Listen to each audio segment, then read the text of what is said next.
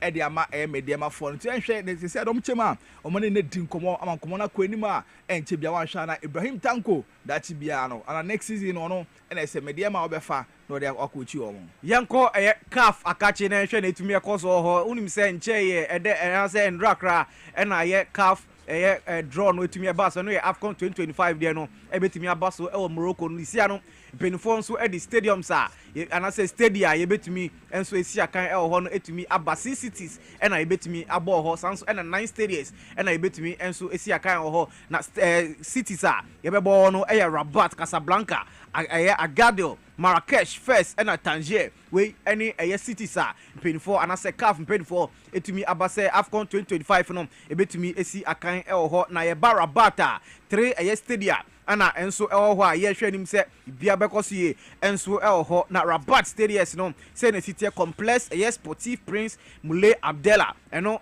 capacity a wo no 69,500 capacity sanso na Stade Al Barid eno 18,000 capacity sanso na Stade Olympique ane complex sportif Prince Moulay Abdallah eno 21,000 capacity ye ko Rabat ho bia muso a complex sportif Prince Hater Moulay El Hassan eno 22,000 capacity ye ko Casablanca complex sportif Mohammed the Faith eno 45,000 capacity sanso na Agadir no eno Grand Stade Agadir eno 41,144,000 capacity Marrakesh enso Grand Stade di Marrakesh eno 41,245 245 capacity sanso na first no complex sportif defense eno 35,000 capacity sanso na Tangier no so no Grand Stade di Tangier eno 75,600 capacity we any stadiums for the aba bontin say ye hwe nim say 2025 AFCON e betumi abaso Morocco no wetumi ahishe 6 cities sanso na 9 stadiums ye hwe nim say aba aman ni nyina o ma qualify akono betumi esi akan enso hobi Yegusu ejina CAF akachi ari akoko piemu enso CAF president papa ni din Dr. Patrick Muchepi ono se gakra atuja fa chan tournament nyame aduma no so ebekọ so August mu anka osanke hwenim sanke no so enche krake was said perform atabere ni nyina ko piemu se August nyame aduma ana sa tournament ni nyina enso eba so Ghana yentimi an qualify se ebe so betima ko si akan enso hobi nti nsema ba se the chrono so cry be sisa akansie we nyina no chromi ensa ana no so ebetimi akoso yesi akan Tanzania ana afensu Kenya ana afe Uganda mo ana se co-host des omo hwe nim se nyame ya no tournament be koso August no omo nyina ebe hosti na bibia etimi akonke no ana president ma CAF CAF no papa ne din Dr. Patrick Muchepi ono se kakra atuja oche wose ne ni agi Tanzania for pa enyuma omo ye no mo efere enyuma omo ye no ne ni agi pa no hwe nim se nyame ya atuma tournament no se trophy no ebeka Tanzania wono ma. The biggest investment we can do, we can make. The Tanzanian, Wallace, I'm so proud of you, so proud, and of the good work that you are doing. He's the local president, and he says he only uses Total Energies in his car. I said, very good. When he drives around, he drives past all of these other petrol stations and goes to Total Energies. This is what I love about football people. And he says that he works very well with the people here in the country, and I'm proud of the pipeline. And the work that, Patrick, the work that you're doing in Africa. You know, we had a meeting with the Prime Minister of Papua New Guinea, and he told me what beautiful work you're doing in Papua New Guinea. So, of course, money is important, but and I say this with respect, just the long-term commitment is even more important. So I'm excited. Tanzania is going to do well. Wallace said to me, in the charm, the trophy is going to stay here. This is beautiful. And they also said to me that in 2027, you know, yesterday in Morocco, every person who spoke said the trophy is going to my home, and others said it's. CAF president Dr. Patrick Muchepi etimi edituja tournament nyame adoma August ebekoso no yanko UEFA Champions League na match se ba so yemfa mamo na yentumi enso so dia na and there last day UEFA Champions League ntino wow who ye den obetumi qualify akọ the next stage of the competition and there Aston Villa betna fie no ne Celtic etumi e dey win terms so sanso and Borussia Dortmund and so beto inside e dey afraye Shakhtar Donetsk FC Barcelona and so any Atalanta na bepem so Bayern Munich and so any Slovan Bratislava Brest and so any Real Madrid and Brest eto inside the afraye Real Madrid na wotumi e dey ahihye so den and so e France sanso and Girona any Arsenal bebo Dynamo Zagreb and say Dynamo Kiev omone AC Milan bebo Inter Milan any Monaco bebo Juventus any Benfica Bayern 04 Leverkusen omone Sparta Praha sanso and Leo any Feyenoord Manchester City any Club Brugge sanso and PSV Eindhoven and so any Liverpool bebo RB Salzburg any Atletico de Madrid sanso and Sporting CP any Bayona Stem Grass any LB Leipzig sanso and Stuttgart and so any Paris Saint-Germain Young Boys any Red Star Belgrade and so ebetumi edi esi anyway matches are ebetumi abemu Champions League na ye ba table na when him say Liverpool and we already kind ono 21 points will qualify akọ the next stage sanso and Barcelona edisoa 18 points Arsenal 16 points oba Manchester City and omo wini and die betting amomo na motumi qualify akọ Champions League omo 8 points per and sanso and Real Madrid and so per qualification almost 12 points Juventus and so edi 17 position almost 12 points you know ye hwe nim say and matches are ebetumi abaso no obi abetumi abo no mo den na 8 p.m. and games ni nyina share se pepepe you know say wo bo ho mo den na wentumi qualify dia na ye wa 70 den 70 nyina besia na Kwame Minkah ato adwawa so edi amayen Roger Emmanuel the sports monarch and a boy as a producer and no pay ye de agudie mo ensem no etumi de ebre sanso na ya ide ensem no ebre wono edino ebo Taylor minimia the prince himself F to the A and UI Fandi Accra ebo wo de bre nyina waka dey ade Brest in Real Madrid Brest for no Real Madrid Madrid will hold them firm Brest Madrid will hold them firm yes they have no choice than to hold them to hold them firm wonye ebo Taylor and a Fandi and I told him Kawabra Hede agudie mo nsema bremo ebusia wo dial star 274 hasha and that day wabra wutie na wo show no 2000 series betima ya odia wukwada we ya wodia we ya wukwada soroko pa kana hodi mu dynamic capacity no won sam na she e star 274 hash star 274 hash star 274 hash star 274 hash Minsaka Dialysis here na 2000 years ka toa obetimi dey normal hodo e Canada so obetimi dey 2000 atie fru so 2000 obetimi dey normal pa binim say e normal pi na si wani so a wonya ya ka ba na so sikanti akwanya ni sika na abeda ho no sika gro ni edie no sika gro de edie agugoduro na edie star 274 hash star 274 hash woni agugodura wuntimi ni agrowe star 274 hash apre na ekoso na hu se numbers p na edi ahimo afidie no so na hu se numbers bebre na ba afidie no so adodo na apre 2000 no wo so number betima ba afidie no so ebre so se ye wan afidie no na etwa no freda ebeto number no so pe na sika na beda wallet bo star 274 hash what daily choose power xyz yeah the number 1 na fe madodo opeso tware wo dey dey twasa mame sika bari nyina mo na make house Franco Trading Enterprise enke o mo da so ya phone papa fie say ye iPhone say ye Nokia say ye Samsung na wo say Motorola any dey ka ho me say phone papa bia wo pato bia no ni fie eye Franco Trading Enterprise bawura of agugodro bawura ho what you say two bottom of Franco a wontu sika ntwene ye na omo no ma bo no so e wo fam na enkan say woni o madi dwa wo ma be fotinta video edwom ho no eye Franco Trading app no woni o mu digwa wo ho a ya tete no ma ni nyina bo so wa nchiche mu aduanan 40% discount on every digital platform of Franco Trading Enterprise. ope bambo ho nsem ye bambo mfidie yi bia se CCTV camera yi a onsabe ka bi ato e wo Franco Trading Enterprise say ye chest freezer say ye refrigerators microwave blender Bonframa nyunyu Franco air condition free 1.5 horsepower kosi 2.5 horsepower a Franco Trading Enterprise from 0246422338 and 0555939311 and 0302225651 Franco Trading Enterprise.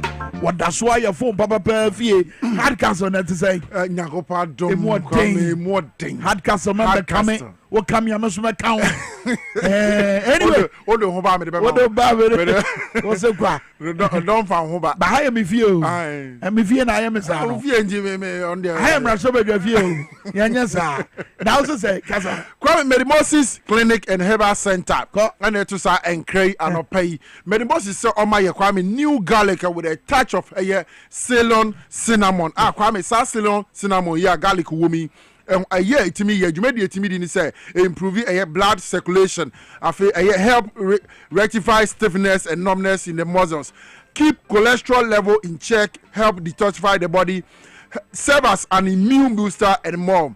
Get the Medimosis garlic capsules at every pharmacy and herbal shops. Medimosis Ceylon cinnamon garlic eboa na umojem edi afusani bibia timi ye kama na hoden eba oni pediem no pharmacy shop ene herbal shop bia wo o my Ghana ha ubetimi anya bi ho na afi wato na wanom de anya hoden afi Medimosis herbal clinic say yade wa me ba bebo so nyina no abusua omo wo hunuo a wo ba wo betimi agebre ahwew prostate disorders, sexual weakness, male and female infertility. Kwame awo awadiem eyade ehunye ye pa. E man me nyina omo pekwan no matimi awo no Medimosis o ba beboa. Afi diabetes, sciatica, wo sire tia no etwetwen, typhoid fever, malaria, stroke, STIs, and afi wo se ho yade wa bia a wo hwehwa yade sa no Medimosis se obeboa. But what na share nso se obehu Medimosis for e wo Adenta barrier opposite the police station.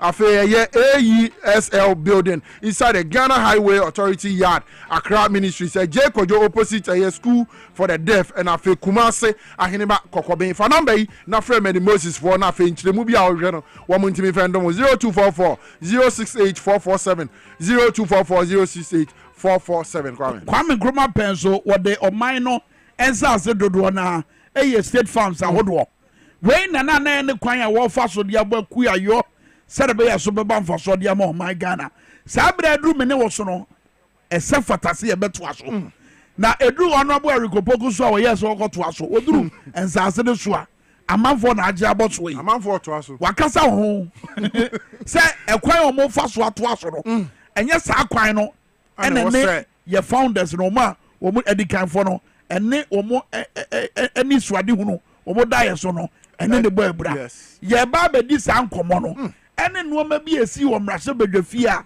ni nsunsu aso no ewo ne ye besi ene eso enko ba bia ye ba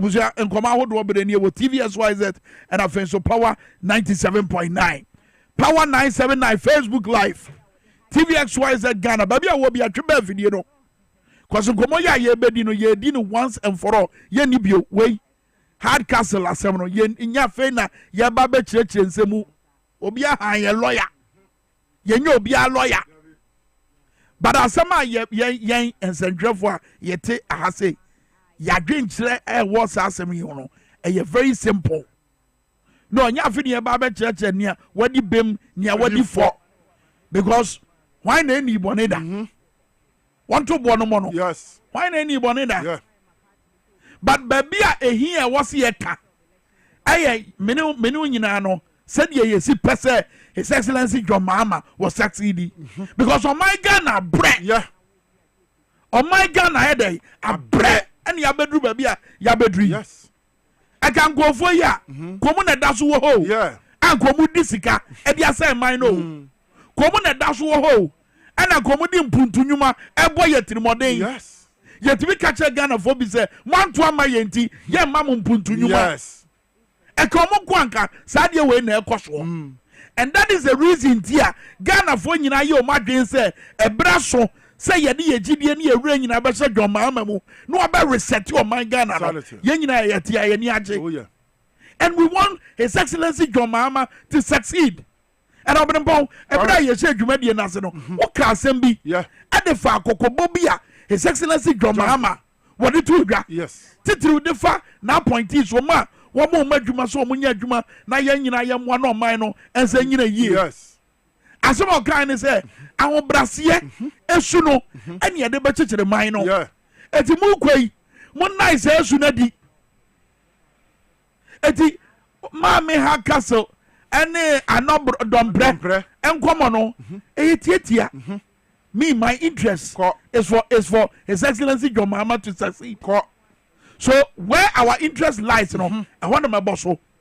While we are John Mahama appointee biano, not this. Yes. Not this. When ni once rechi, I'm bro. While we are His Excellency John Mahama appointee, men ni once rechi, I'm bro. That's all. Your mind chechere. Yeah. Your mind ayen ye. Amafo be se wabufuo amafo be kansam yes amafo be tia wo na so amafo be butu amafo be tintasu agu wanim yes eso ya hu se Yesu a se nua kura no ye di na tema ye tintasu agu no so no na nani gina nia ewo so wo ye wo ba asase su se wo bewu no age nipa nkwa so Yesu no na wo ye focused so beduru ehwan ya bona sanua mu na wawu na ne nanza so wasore ye ni focus no etu ama atamnidie butu ani ebutu no bura ani ebu no wa amana nse na bufuo amana nye se he na me na me ye Yesu da wo ka sa asemu ya kire me no His Excellency John Mahama say mo fa ni die ni obuo ani ahobrase efanya adwuma no edi ensem ni ankamfa His Excellency John Mahama. Di ensem ni ankamfa no. Edi ni ankamfa no. Atem ye ben ye ni no. Ayaka de ben na yamfa anye no. Yeah. But in all this he kept his cool. Yes. So where the minianom me mama no me papa no. Ahobrase mu a. Yes. Ani die mu a. Me pama chaw. Don't be distracted. Debbie. Nkofo no madwen ne say wo mbebe ye bibia ebetwe madwen e dey free the bigger picture no so Petroleum Commission wo adwuma ho yeah focus on that one forget them focus on it no yanka kai ho dey His Excellency John Mahama kan wo dey tie we wen waso ne tie. This naturally puts a burden of responsibility on us which we must prove equal to. Ghanaians have shown that the days of tolerance for disrespectful gaslighting by government officials are well and truly over. They will take firm action as they deem fit to punish any administration that takes them for granted. I therefore charge you to serve in humility and candor, always remembering that we serve at the pleasure of the Ghanaian people and that the authority we exercise emanates from them. We must exhibit tolerance for their views and work to meet their aspirations. This government will not tolerate arrogance or disrespect for the people who elected us into office. Simple. It's a way a guide. His Excellency John Mahama. What your mamma? What I said, your John Mahama is Kasa. No, she said you was Kasa. Shama for me did John Mahama Tema, what your more bedroom was that Xiao. A man for me did not Temo. I was so many didn't say at 2 months. I am a mission. Let's exercise restraint. Restraint, me say, Omon Pamu yo, there be a Omon Pamo, Mashias here. Said the mayor Mohombe, she, Nagana for 2028. My plan, Kwame. So what's so you know who Pampe? Say, won't toss amen what the bar won't feel no. What the bar when you're day won't feel no. Yes. What is it? Near causeway. Osama and Commander Dane. And near causeway, and Braya G, our Mrasabe Fie. Ana yede sre yede pa chaw yede cheche nsemu wo de hwe honorable Frank Anodonpre ebra na wo su wo wi yentie honorable Haruna Idrisu ana wo sre se yenju achopa no enye de entu wo de hwe de course wo we informed that the deputy the minority chief whip has something he wants to share with us. So please, you may do so now.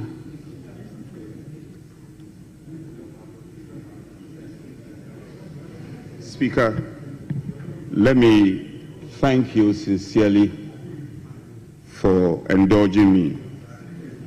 Speaker, I'm coming under Order 33(3)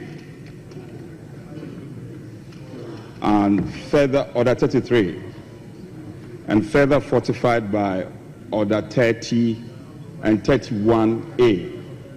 Speaker, for the avoidance of doubt, I shall read parts of the orders I've quoted just to lay basis for my claim.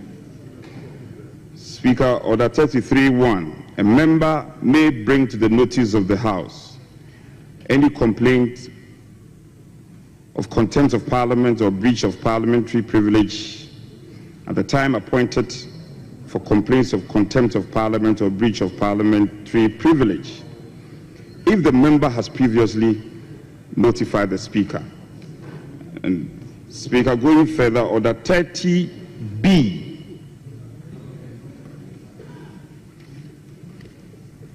an act or omission which obstructs or impedes the Speaker, a member or an officer of Parliament in the discharge of the duty of the Speaker or the member or the officer. Speaker, 31 further goes to say, disorder on the part of a stranger, such as riotous or disorderly action to hinder or prevent the passing of a bill or other legislative measure or motion or any other matter pending before the House or a committee of Parliament. Emphasis mine. Speaker, going further, one can also be armed with B. Speaker, anybody who knows me in this House knows I make my case forcefully, but I respect authority. And where balance of power lies, I've often shown respect and dedication. You are threatening me that are you taking yourself? Because you are who? I'm who? Why? My friend, don't bring yourself. What do you mean by that? What do you mean you are taking me on? What does that phrase mean? Hold us micro. But you are micro minority. Doesn't Afenyo himself use that phrase? What brings yourself? I don't have time for that. You think you can bully me here? Hey.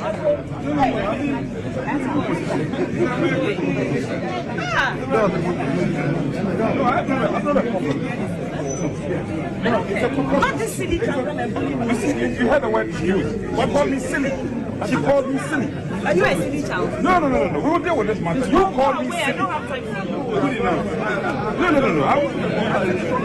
No. You have been a torchbearer of wanting to preserve the honor and dignity of Parliament, the honor and dignity of members of Parliament, and more importantly, the honor and dignity of our political class.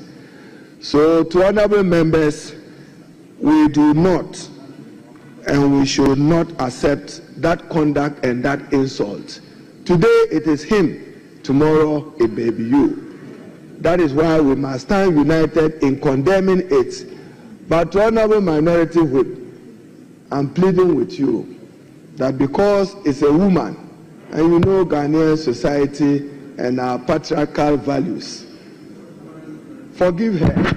But before the forgiveness, as the Honorable Doro, the Deputy Whip said, leader, the Honorable Mahama Yarga, we should get the affected person to render an unqualified apology to the minority whip and follow with a retraction of the story, and that should let matters rest.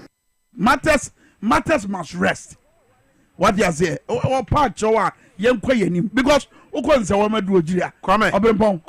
Konsawama Dredri. There were no men here. How? Timemufue was in Sama Dredri, a war near a dome Makuma Swan, Comoshe, say, honorable no dompre, our Yam Rashibedrum, Nidima and Sama Bridge, a baby, and Kasa opportunity, oh, Yam Rashibedrum. And can you send some no can? No speaker, I say, Nempenny Fuatina, Comako Dimujumadiamano. Nenye Sabi, medical can, then some Wakatra and Pennyfo Crumana, Yenim. Sansemi ni sanke ko na se bedwam ho metewase Kwame metewase ye kase ye konkomo imu a ye nwie ne na Kwame ye boboso nyina no bi so e je se nanu bi wesu ka se nanu bi wesu ye se na eyewitness Yaya Koku no ho Kwame asem ni si na Yaya Koku ho NICU Mame kan asem awakotro e de ato e Facebook e fa asem wo say luckily she was sitting next to me. You came to talk to Dr. Omane. She suggested you go back and vet the nominee. Your response was, we will not vet him today. You guys haven't seen anything yet. Okay. She replied, you are a micro minority. What can you do? Then he said, you call me a micro minority, I will deal with you in public. She answered, who are you to deal with me? It's therefore a big lie that you did not provoke her. Not just say honorable another prayer according to Yaira Koku your sin na so te awon enye say okoshe oba na bufuo e woni nsem bi a okokan ye Yaira Koku na kasa your point I making is say yes look President Mahama yes and appoint him monhwe papa ni su ne ban and instead you see ye ne no ma ne ye fa nante teacher Kwame that's the point you want to make more 4 years or 4 years. You can cook one getting yes. You can say 24-hour economy. A be ye juma. You can say you see the na who they know. Aqua from no. A be say you pump you. You can free SHS. Say you been years. Ghana for train you man who do. Musemu de baba. What I say? Eti ye ni bre for no port niema yomo mokra niema say niema duties boy ye din do ye twen hawa abayi betimi aboa. Na omo wabo so kan cardless crackers ne omo kra ne ma nnuane beto wo man nim no wo so omwatimi han wom eti sansemi ba bia o man Ghana edu sesi a research agenda ye hye o man no ensem bi se ya eni nyina so papa bia ense da moa no kwa me eni se so o man Ghana tese nia ene appointment committee omu adwuma ye no yes nia na ye ba betena hwe what you say eno na omo dom kese na fa no omo raise a critical point o si nipa ba ko asema waka yes mo ma no mba ya kwansidie Emma adwuma kese ya eda ye ni mu nyam eno no nkyere se omo integrity no ehia omo and that is the argument they were making. Yes. Omo se wabra ye kasa no eno no nkyere se ye integrity ehia ye eti eno no mama omo hom no so omo dom kuma omo hom no so ena ye de ye ntena ha ye de vet ne ye nye ye de ye nye no hwe se de omo dom kese no enya abotre enya akoma ema omo. But you see, turn the table and put MPP in the majority and tell me, say, Akombenya Akoma, Dabi, Amasadi, they will never do it. No, just turn the table. They will never do it, Kwame. Turn the table. And on the man for you almost say, Yomu Yenina, Yakwanya, Omo per certain recognition, Yakwanya, Omo Peso, Omo Faso, editing come. So it is up to the NDC side to put their foot down. Yes, very strong. Very firm. May share comments I would on social media. Yes. I'm out for Bobo, honorable here for the. Yes. So funny Nancy from. Yes. Baby, I was working. Maka baby. Yo, Maka Matesa, Muntimini Yajuma, and Yajuma Monkono. Baby, I was working one car. Baby, I was working as well. But I also understand him because opposite said your president Mahama Kaino, opposite carry Obia along. What my teacher, and then no person will amplify. I can't answer, but Kwame MPP, Manyo Kobia. Every time be on who say, oh, you're very lenient to their mom, they will take it as your weakness. No, man, that's what they meow. Not the Biobu. Okay, I think it's about time. I'm changing. As some I can say, be a winning, say, be a final do a video in that one, or Sergeant for Oliver Baka, Vomao, sir, lawyer ni Abrantiwana, Nano Mia Yachira, Okotu, a post for. Na some near cano or go social media. Now, as I'm not sure social media, no, or the pumpkin can share Wabra, ya did two screen as well. As someone Oliver Akotro, social media. Ma Kwame Sabri, your friend or vetting committee and Mr. Omra Mayina and Kwame Akotro said. So, all these monies, the ministerial appointments are being asked to pay to the appointment committee just to get approved. Are those ones not affected by oral? Strange Republic. Okay, eti enrano kasa bebre na course. Yes, Mami Rosalinda, Honorable Patricia PJ, Minority Deputy Minority Leader. Wabena na watch said ye, we just so disappointed. What the man a Oliver I conclude say, wo munyina na omoje ademudie. Wabro mudi say adwano yeti no. This committee for more than 2 terms. And I must say that I'm highly affected by the accusations and the perception out there that we have been found to be taking monies from nominees before approving their nomination. And I think I must say that I'm seriously hurt by this continuous occurrence of such accusations. And as a group, the minority, I feel that in order to protest and purge ourselves of this accusation, it is very important that we call over the vetting now. Because for the simple reason that members of this committee for this particular term are not just any group of people. Most of us are the leadership of the party, of the parliament, and it is very important that we pledge ourselves of that accusation before we can continue with the vetting. This is my submission. Thank you very much. Tia Dase, Mami Rosalinda, and Honorable Patricia Appiah Wabra within a submission to your watcher say, Wabe here, say a bepeji, ye bet tea. I mean, ye behold your home, and I say, Sansem Yomudia boy, a queer do no. You best sign your tea. Thank you. You best sign your tea. I was Sansam, and now almost Muti, and it's so my 2 months at the Oliver Baka, Voma. Now, Voma was so. Emo reply. Yes. Social media. Emma de ya asem ni beto dwa pe na Oliver Eko ni social media issue okotro asem na ya frɛ no hone no say no akotro as say this is how a democracy improves. I look forward to appearing before the appointment committee tomorrow. Thank you.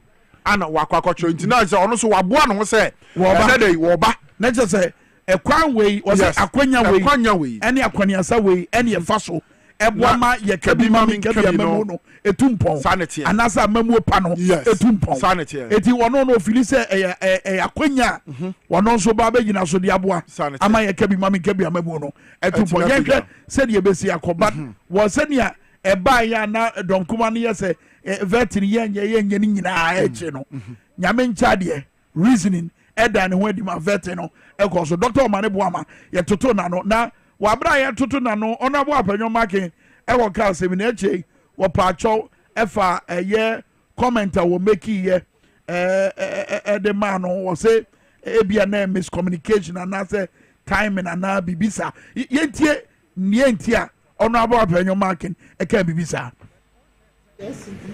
Conclude by saying that this morning there was a real issue about your appearance.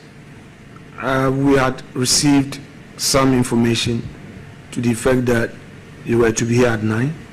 Apparently, the letter to you stated 11.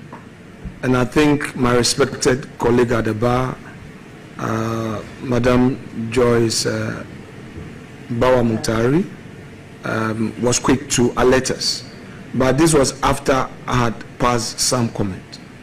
Let me unreservedly say sorry to you to the extent that some listeners and viewers had construed that to mean that you were late in coming to us. I mean, I think it is only fair that I, in your presence, reiterate that point. So it was no fault of yours.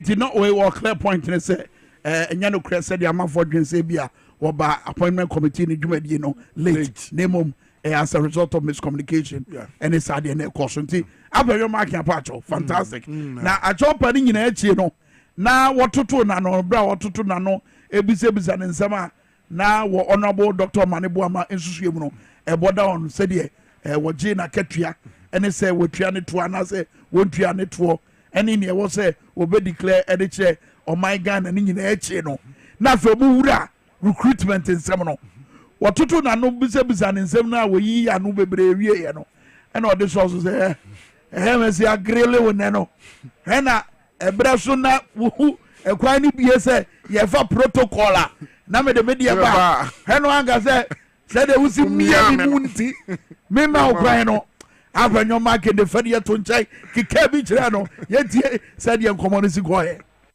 Let me remind you on a lighter note that the fact that I'm grilling you doesn't mean that when you get there and you are supposed to give protocol allocation, you deny me. I'm telling you, you cannot, because yes, there is, and committee members benefited. Yes, there is something like that.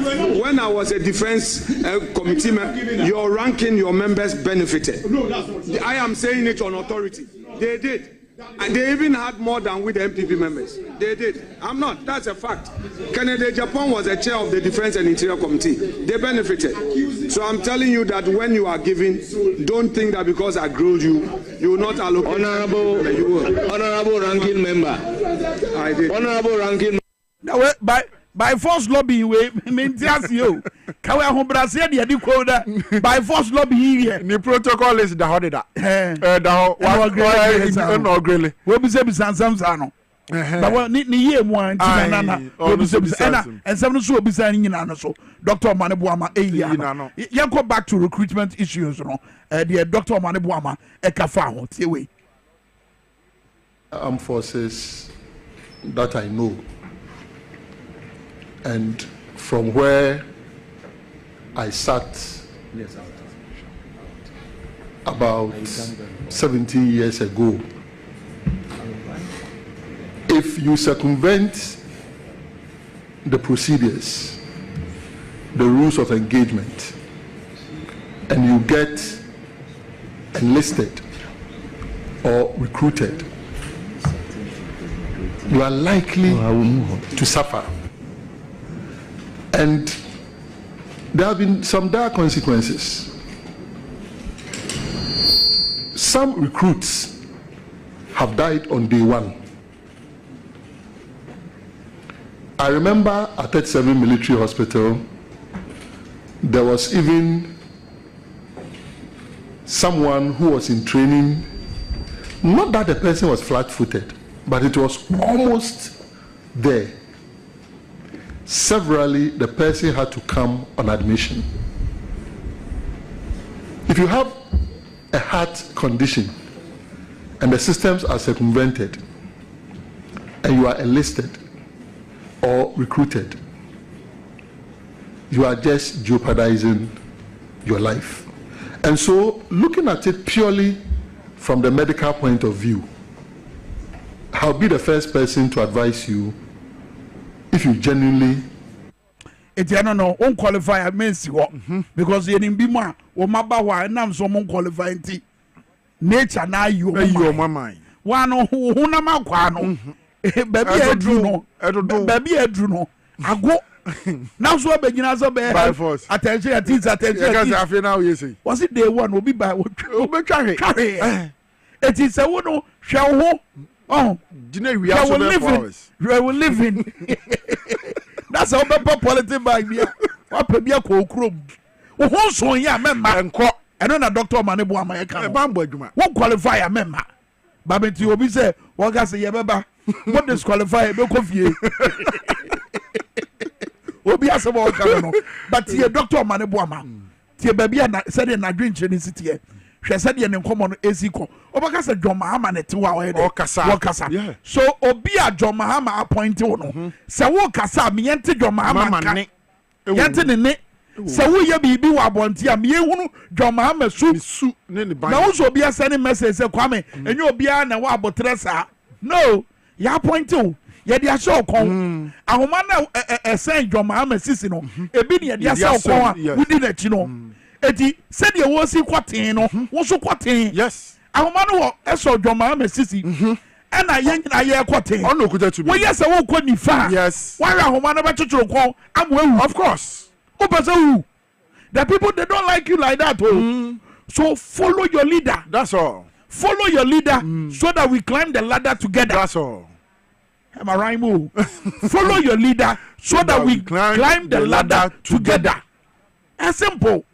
Mr. Mada, where do you need you? A photo where you simple. Mr. You can't once and for all. Sanity. If you never heard you about Ghana, but still on Dr. Manebuama Nevetino was also Casafa, and yet got him say corner. Was it her? Sakono, and ya sort of one quack. It is our drain amount for me was a any answer I should have for no. Was so corner a year beyond Asraf. Yet you know. Will you deploy soldiers to fight Galamsey, especially after the DwaboAse incident?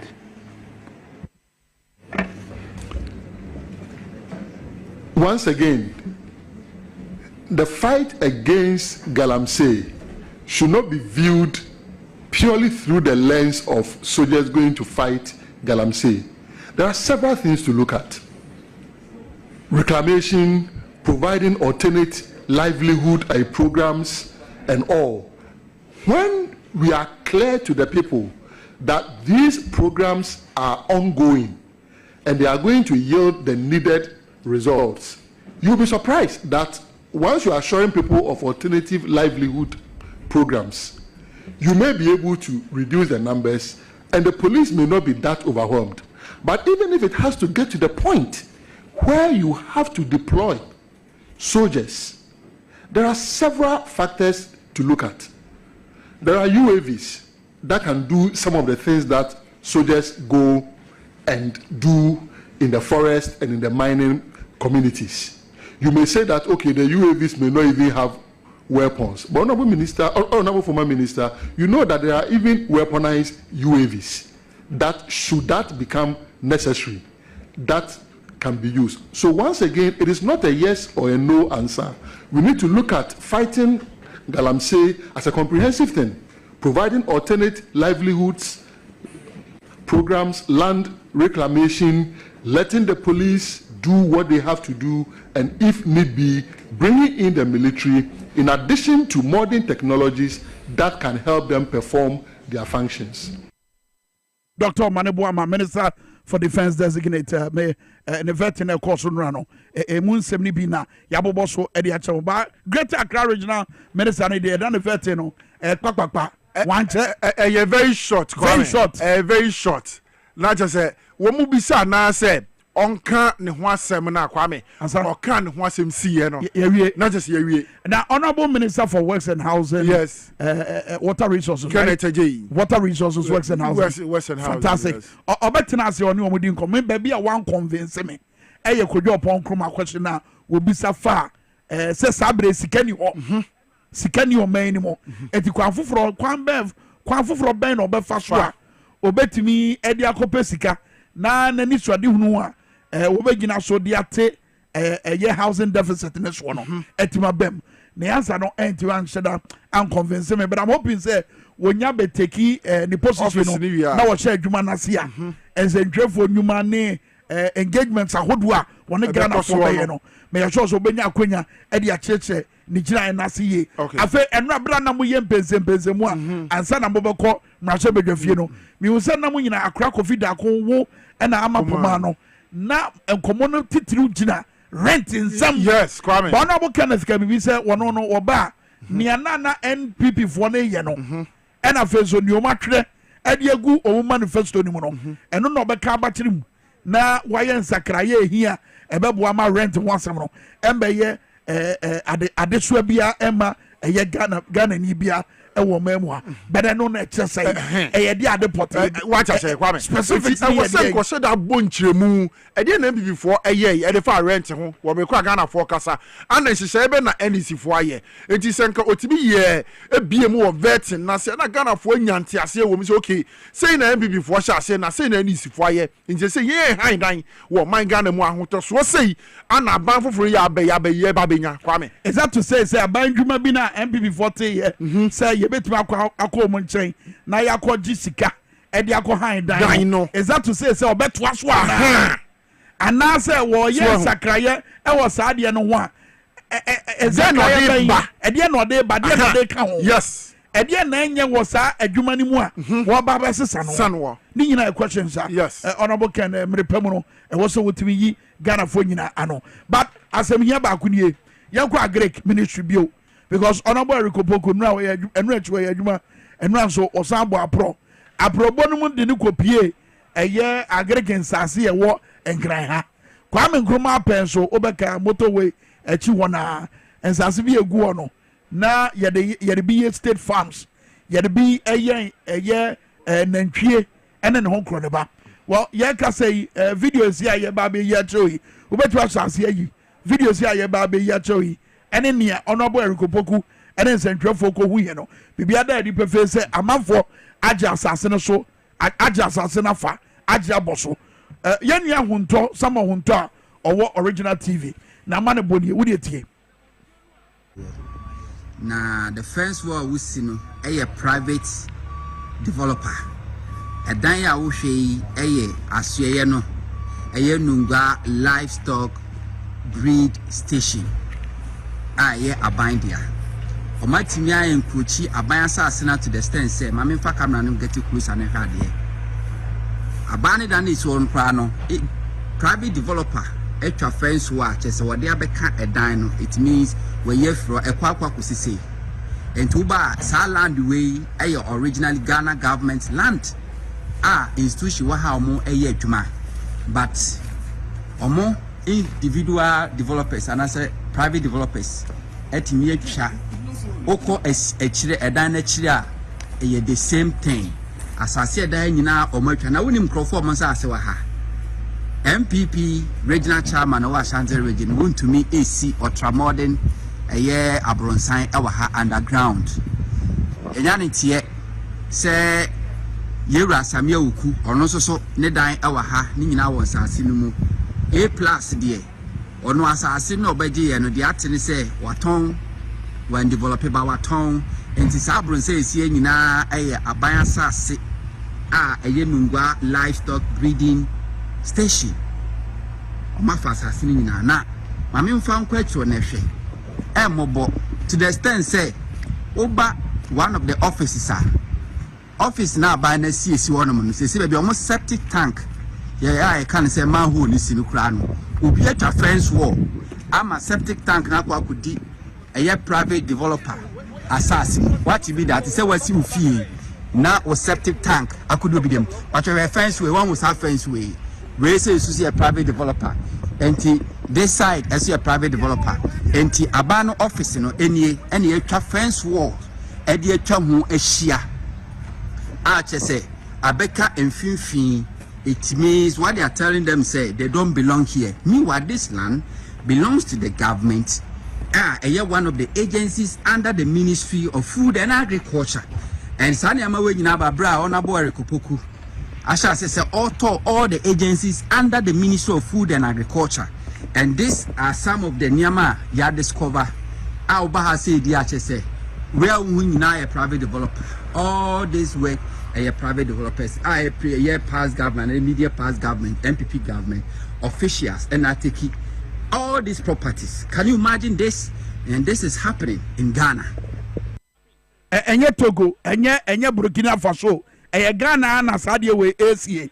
Only enti apenyo markets where ye veteran. Na wo bi se questions around aban and sase. And the kwanya amount for fast so enyaye. Yes. So the enti because or draw. Yes. Opobi ene na I say ye nyina ye nante pe ye nyina ye de say ye nyina ye de na me so ma draw ba hwe de ye de che musisi ye some honto report yi obeti wasa show video ni bio hwe state agency yes e she agric ministry ase baby adan ne she ene said the private developers what beto word dia for dan ne ho a waka dan na twom eti o pese wura eye office wokra na wonya kwan wewura ho yato war and ya fast asase no ho aka dan na twom office no livestock agency no yaka dan na twom why na mo sa akwanya no kwame awe ho bi be no mo gina so a wo mo de ya sa de kwame bro Facebook live power 979 ya bleedi Ghana bleedi anya me nwanwa se MBB amanyoko no kwame olu abaye yi omo sisi bebre kwame and Ghana for enhwe TBS YZ Power 99 SYZ Broadcasting Power 979 yes say niema ye be dan didi a kire wo mo no Nungwa livestock breeding station Nungwa TM yes Nungwa livestock breeding station livestock ye dey emo aye yes eti na so ye ni o baby a ye betina adwene ne ehunu kwan a ye benya emu yi edi ama Ghana said ba ya Ghana for benya nam edi ato omu nuane so abanya dwuma o abanya so ye e sha Greek ministry ase a ye betina e ho ne ye tena se dwene plane kwa be tie ni hye to akwa mu yes e bo ama Ghana for ye nya nam hwie yes and then nam dodo na ye kra free Burkina and then ne ho nkro ne ba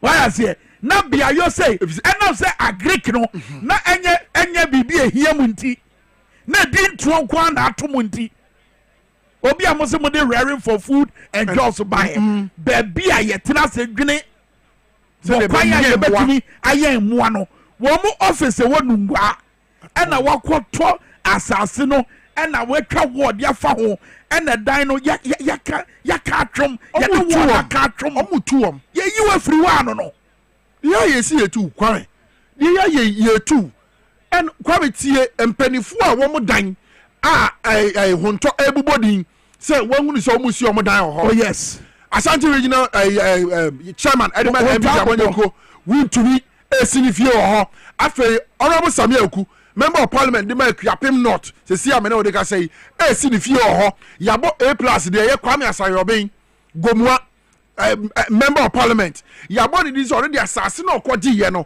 one day waton when develop why na de ma wo mo why na de ma wom asembisa no adwen ben na attach yaban assassin enti why na de ma wo mo na ban kro wa assassin asase de ye nananom dia yes te say de na ye produce echirechire yes Kwame ye nananom dia no mo dia omo bi ma aban akabroni koko ama ya asase isu a aban de no ke ni ntinke ye nananom adia na aban wo hwe nsase isu e de ama ye na aban na nkasa nwuma ni bie no aban kro na sa atwa no ho aton asase no e de ama ne ho nkofo Kwame emiye developo e de say biaye a yetena se adwen kwanya ye befa so aye mwa e wo Ghana ha e be boa ma Ghana fo enya nam de ato mo nkwa so. Well, what is this? But you see, Honorable Erikopoku, wanama wo ye adwuma nyeso wonam kwa wo panyina so e de ato Ghana fo anim na wo tu anama obi ehunu say yes oman nyina ye dai eta wachi wono no integrity hia no yes Erikopoku fi bra menini di nkomo e wo station ha e bra mehwe ne nkomo ahodo wo platforms ahodo so we need troda he has never lied no e maybe obekasa bia no na ne nan si bibi so wo gira bibi so and the kasa etemna wo gina ne o mahunu no so no wo ma probonim e de warning kese pa e de mama fo ya o ma bagije nsase e de aboso yetie de Honorable Erikopoku kan has not been properly sold until the other area is fully developed. So they shouldn't make any attempt to take over the land on which these properties are, because we don't have any other place to send these properties. Yes. We'll go to where you have the animals. And then too, we are told that you are under pressure to evacuate. Are you going to carry the animals to your hotel? They demolished our bungalows already. They demolished your bungalows? Yes, sir. They demolished 10 bungalows. I mean, this is not fair. So we are going to act immediately on it. And I believe that the situation will be normalized within the shortest possible time for all of us to see that, yes, there's change. You've seen it all yourself. From the field, from all the agencies that we have taught, one major challenge confronting agriculture in this country has to do with encroachment of our lands. You go to every department and the land that was earmarked for agricultural purposes since time immemorial is being encroached upon. It is something that you cannot understand. Our fathers and grandfathers taught of us and earmarked these lands for agricultural use when they had power to use the land. Now we have the power. Instead of us preserving these areas for the upcoming generation, we are messing up everything that we have inherited. We cannot understand our generation. We appear to be a selfish generation bent on destroying everything as if the world is coming to an end. We do not think about the future. I visited the Animal Production Directorate of the Ministry today, and I was taken to the Farm Institute, which was established by Dr. Kwame Minkah somewhere in Nungwa. Surprisingly, we are told that the office is being relocated to Amrehia, and construction of the new offices is underway. Yet, the office premises, the land on which the office is located, is sold to private developers. And the private developer is walling the entire area, hindering them access to their offices. You saw you saw in that area a wall passing through the office of the Farm Institute. What kind of life is this? And in all the departments that we visited, their biggest challenge has to do with this encroachment. We have to work to bring an end to this encroachment challenge now. Otherwise, we are impairing the lives of the future generation. You gave the indication that you would have to even invite the services of the oral committee. How essential is that? Some of them we cannot understand. And so ORA is now investigating or receiving reports of some of these issues. And so we will ask ORA to move in there to look at what is happening and then investigate and then generate a report. Will you file a report yourself, or you are? You saw that even at that place. Simple. ORA from them. ORA from them. No munja seven on the Fankoto Biaya. Ye Jasam na ye kodie na wo mo madi fo no aso twenti me yede Kwame and honorable Rikopo ka say me yam de me bram o say generation way no yeah man boy for which is true Kwame cause ye nananom yes anko ni ye komo ye ya me say nyese komo ye ya omo betumi aye okay na komo betumi aye okay na komo betumi de nsase no esisi adan o yeah kombeti wa tonton yeah a kombeti me dia ye de omo pe but omo jaaye Kwame Nkrumah jaaye wo ji asase no omo di bi ye mfuo yes omo di bi ye bia ye hwehwemu e wo mo ne edubaye ho yes na wo wa ba braba to aso a na wo ton ma wo ho nkofo so mo be si dan akese na mo wi ma be me ma me mo ma beti so abedan ne wadi di ache Ghana fo nyina se ye na sika nyina se ebotom na mo papa de mo de o ma mobra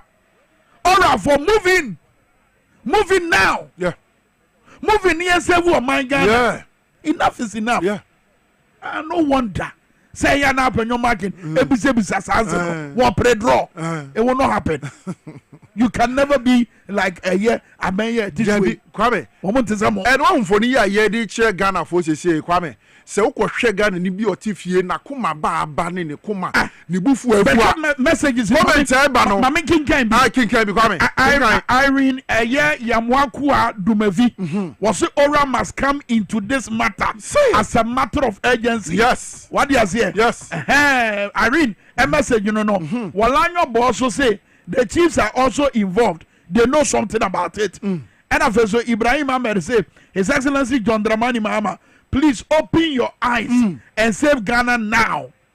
Walanyo also say, so what is going to happen to A+ as an MP in Parliament, also involved in buying state land, and I say, state land. A question will be, sir.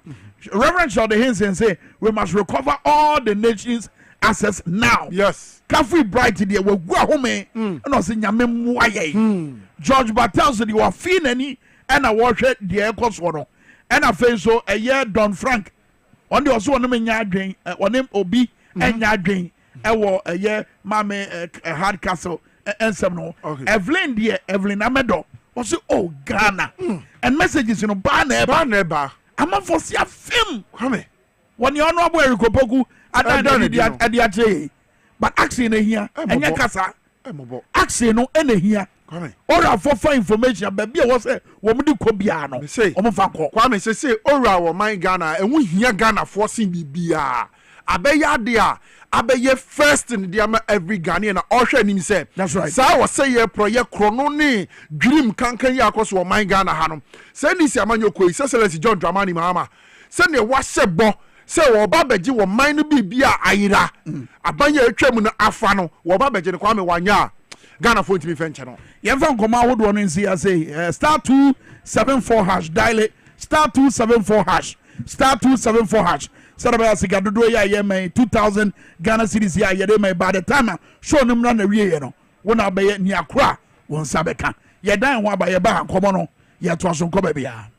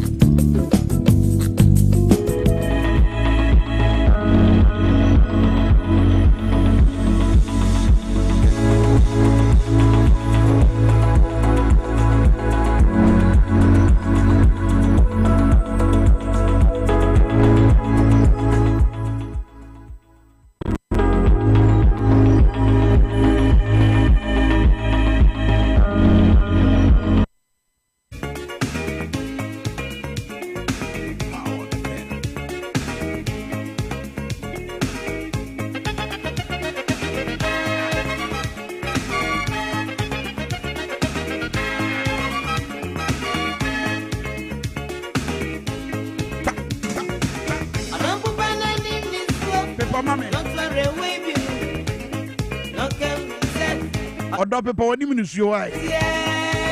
Odo de sanity e. Odo pepa na ni mise. Ya de hard castle sana. Odo pepa woni minusuo why. Ekwaya forma wo sana. Pepa woni minusuo no why. No odo de sanity e. Ofana ni mise. Tachirama ne say de we yada ba ko beka ba ko. But the hard water ka ba ko no. Ba ko no. Wa wani tua.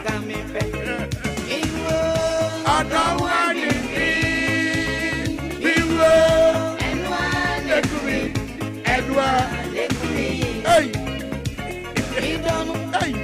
I don't say that me. Hey,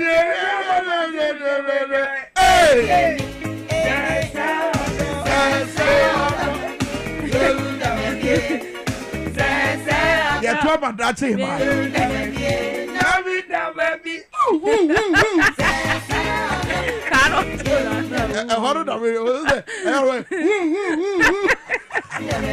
Said no who bio said yo. Coco Memre for no. Coco Memre for me Jawija. Coco Memre. What do you say? I am Resa Coco Memre. I have this hard castle. Odono so bread who said don't bread.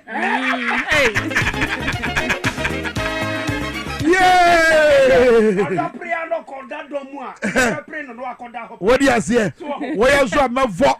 Number what?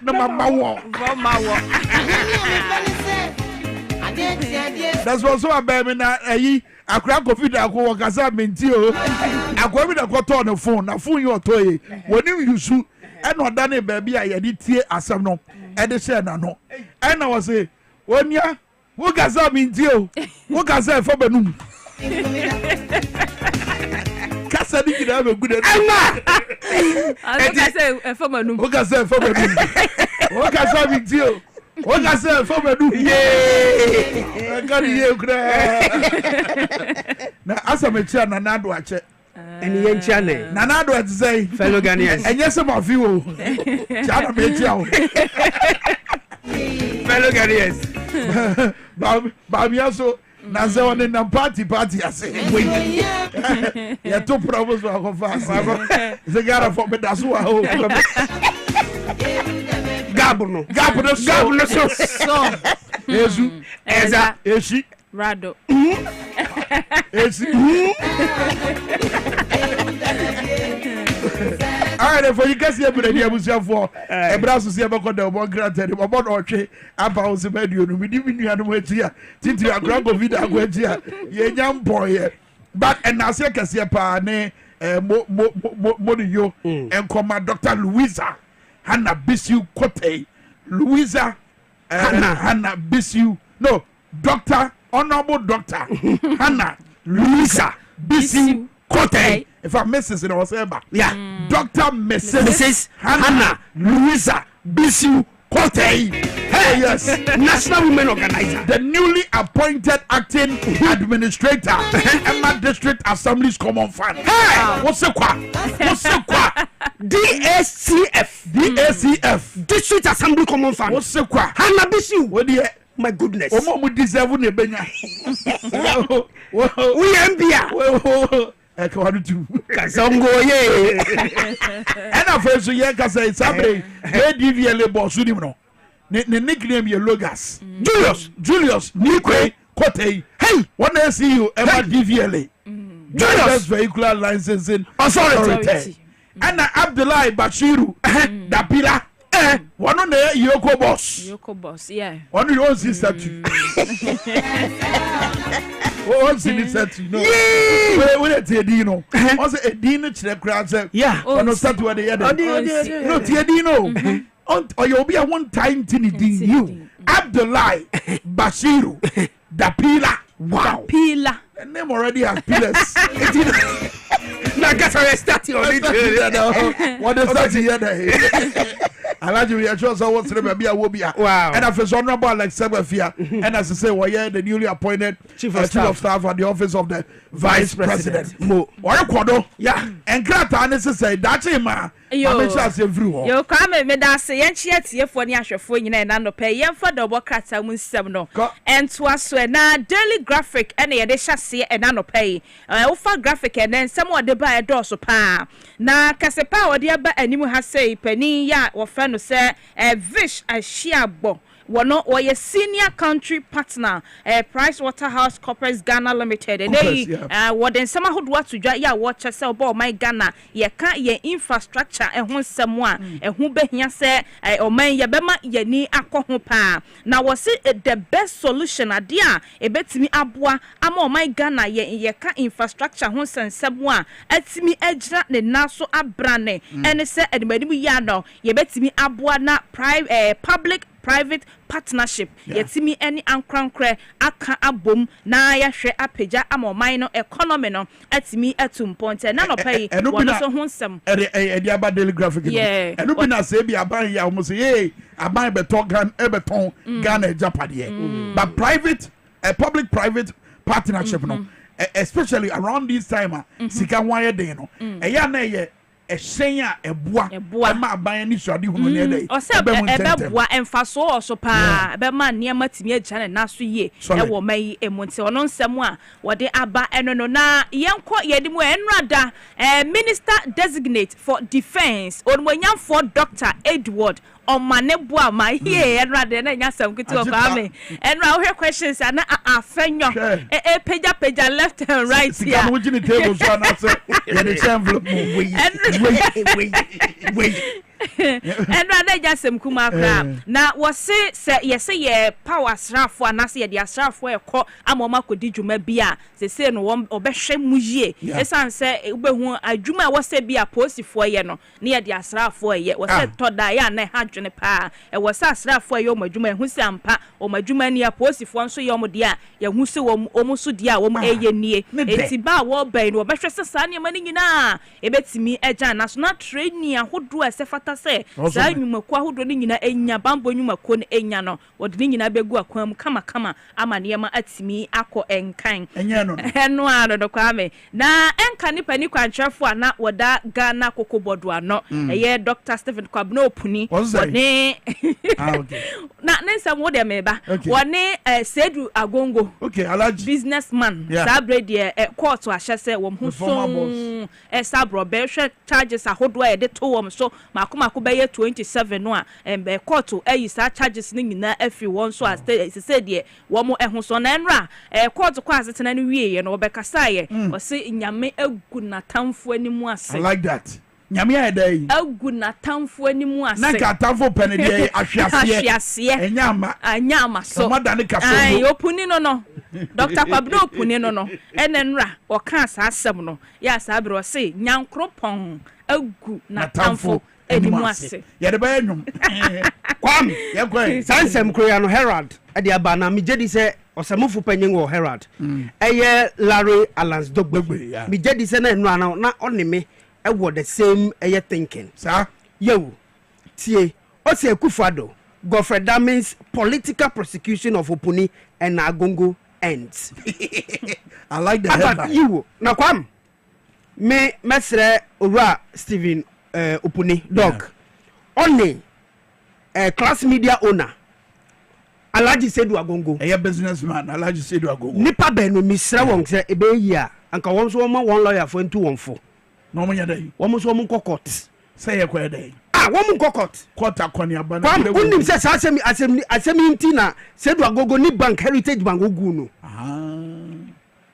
wotire mu se ni nti a wogu ni bank no because owo sa asemi wo court nti ono di gu ni bank sene abankro na say ene won hu so na asem no ntwa so biom de onyina so mfa wo say ya sa asem no ene akoni abadie no edi abre no this is also because eti we no na Ghana ban no no de kokota na hwan nipa be no enam won saso nti ni bank na gu no fa won individual san confo no they were not just working no mo ye adwuma ma o man no utie me Kwam wo de bubo mu di ni bio metro mu di bre Alhaji Sedu no Abongo edin a wo bobo Godfrey Ebu Adame no edin no ye abang lawyer penyin Attorney General Minister of Justice sir no court if said no edin no dina Ghana bang anan fantastic eti sabre ya woni hwei wonya Attorney General bio kwamtie eti se Alhaji Sedu Agongo kokota na just what the mama ban no na kokota na say kwamtie so the former Attorney General ena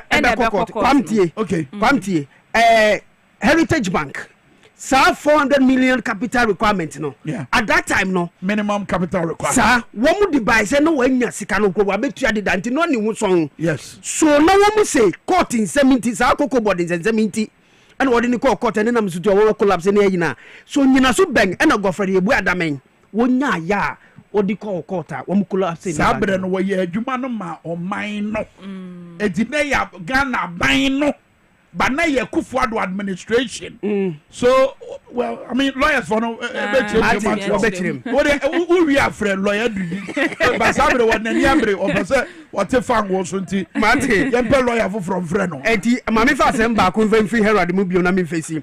What Shem said, and I boss for Frono. And a sabre ordin dancer so bo abo. Or run not on pre, say one canoe quarry.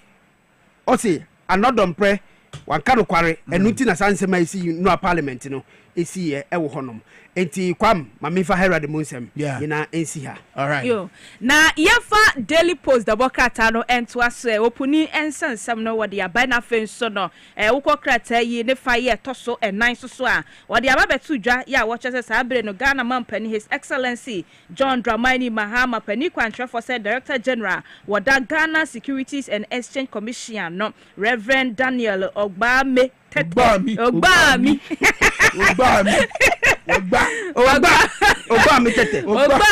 nye de se mana we didn't have black rasta didn't have that who be appointment no mampani ade afini se wa terminate say was say Dr. James Kluche Aveti na take over honorable Dr. James Kluche former member of parliament Emadechi wo Ketu North be dem agbana wo so na enchepi so no agbana so tinani mpa no what nyina yanim I like the submissions no so far so good solid Adams what you bodi wa if you frost brefia I was over. Na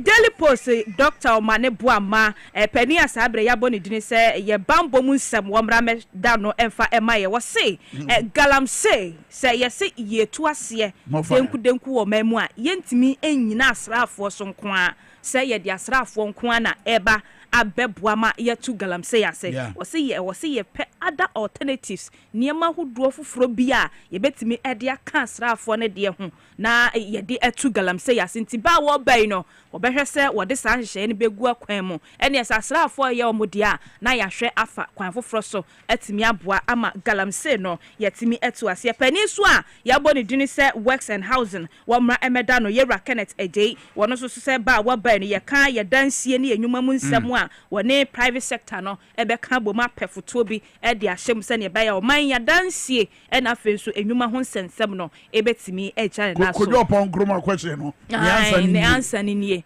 we are convinced private sector be wan mo say any oba afeina obehwe okay wabra we engage private sector no e dey na be say be amanfo adwen so enkoye say wan kasa ho nkofo na wo no mo ye adwuma say be nya sika bi agu be ni nyina ono mo kan do adwuma ye wo nya tenase ya e was all your media engagement sure nema media for no mebisa ensema da Ghana for akoma so yes ade na beboa titru saglemene de yento ye Ghana fo ejapade se besis ye yenye ni ye sasrafo ye mfa nko se ho mi se minya ho amepe mi se mi ye Ghana ni nyina ye nya ho ye Ghana ni wo se ye mi se ye nyina se ye Ghana fo ye Ghana de ye togo fo David okay ti saglemene de kwa ma mi fa Ghana time se dia so Ghana times abo amane chrem se ukopem Kwame Nkrumah circle wankama mantema interchange honum o chrem se won a woni ba bi da e na sabre won a honum aboso honorable Kenneth wutie de wo assemble housing deficit na ye ho asem ni and a low cost Rwanda ye wo low cost housing no there wo fama no ni bie no ebeti benye bi mu atena o enye dia obakwa akwachi mortgage na sika ye be bono wana sika single room self container $1,500 asem like how eti ora Kenneth honorable me pacho but more than to one no aduma ho mo asem fufu na no pe Ghana Times dey about him say na ye hwe nim say Oliver Vomawo baka obekwa kopem ewa appointment committee anim awa asem bi ode atogwa no bronika ne say allegation mum udi baka nkasem a asem a waka ye ni nyina so what's your omra ono no waka na asem di what's your primo committee no anim okay wa bra what to so ma me fa akwanya we na menye birthday wishes me and say we quickly na ye nua honorable Edem Agbana member of parliament Ketu North and a birthday happy birthday kese pa koma o shao kwaso na ye de o ye ne fili mo be ya tai brafia mo and afen so happy birthday kese so enkoma ye honorable Dr. Zaneto Ajma Rollins in special aid Charles Ben Ben I said to say enya Ben no Ben spell it Charles GBENG Charles Ben okay yenama o say Charles Ben na dey do ha when you Charles ya man kasa me Charles ya celebrate you and lovely solid guy fantastic guy Charlie hey nkunumdi e ba wo protocol do imagine Charles so oh yes solid happy birthday nipa yan compromise won't be Charles Ben no sir happy birthday to you bra and I feel so happy birthday and then when 54 and yet Charles Ben the wedding 54 no Owura Ibrahim Mahama Japan ankasa di 54 baba and then a birthday happy birthday to you will be a happy birthday 54 years and you say nothing who shenyanka and central for one your problems you know no fa we do not to wish mu e we play mu ye fa no kwa manone ye nu akofia duma de atumi o my Ghana utimi di wankasa wu senko sisi akwan so eyi akwan gata yi odona gata yi in 2015 be yimu cha o mangana kwa that's right nipa bi entiase so ye yes celebrate you nu ngwa kopi masia makwan no eyi baba na ye ko baba fi hono mo je am fi hono ets nkrofo boy won ntumi anye akwa we nyame sha baba we judge your court nyame sha baba oh yera nyame sha baba ono de Ghana fo nyina di ni madanse onye kasongo man no baba nya kasongo man come eti ya wishing happy birthday baba Ibrahim Mahama eti mamu eneye mo birthday no mo ne etitirifo we ena edi birthday no abo na otwe apa ho se madua sandom ye fa nkae no entwato na fe ye nso so last one okay Edem Agbana ya boda dada na afena mfonyi abana ede no mu atwade ya wode na what you say on say what you so misha enkobo the price no mat and the price no brand no na pesa mebo brand no ye hwe the price Edem Agbana happy birthday to you my brother. Oh, a product of XYZ. Of course. It's a modern no produce me. Lovely. Morning Express. Lovely. E brand here cabro for no. No ye research production manager. Allah. What do you say? Allah. No say a policy analyst. Oh yeah, program no so. I might do a obey a program be a friend no defining moment. Yeah. Or radio and I defining no. And I defining lovely. And so a reference point. Yeah. Nyamenya ne kese ka brand ya ojina na ho so. Zao. Obada kasa no. Oh. Ako.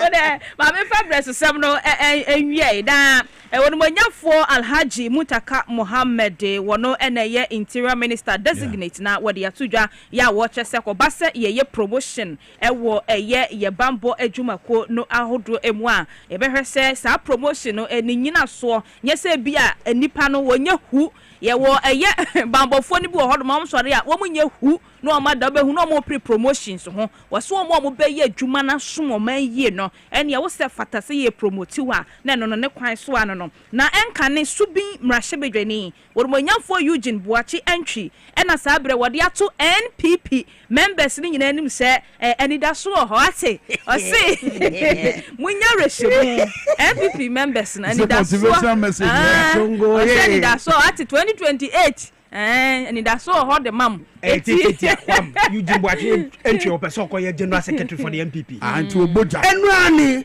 Kwam, unsa manyo sem na yenge di ekiri ache enti u ya de na yenge hu bia obeso enti ne bota enti a wo kasa bebrebe ene se ebeda ne dia ma no no wa be general secretary na JFK de se buga kemo o se de JFK enti ma ye no obetimi abe but on train after 12 years no and I 32 said the chairman zambo so nekai o se MPP for we lose 2024 we bet in opposition be say 32 years until on relax onto DwaboAse kora that's the okano ah ya dis here no anti Kwame ya dey see yera amakofi bua so so se nanu ada nanu a mampanyin dada Kufuado at the state of the nation address ne ba na say ye comment bi ka say address now can vetting us no say the kan no I feel that chronicle the aba ya this out there no ya go any come dispatch o say Orua Mahama Yariga and Wakasa said 2024 elections no majority leader majority leader and this funim say we be doing kunim nemom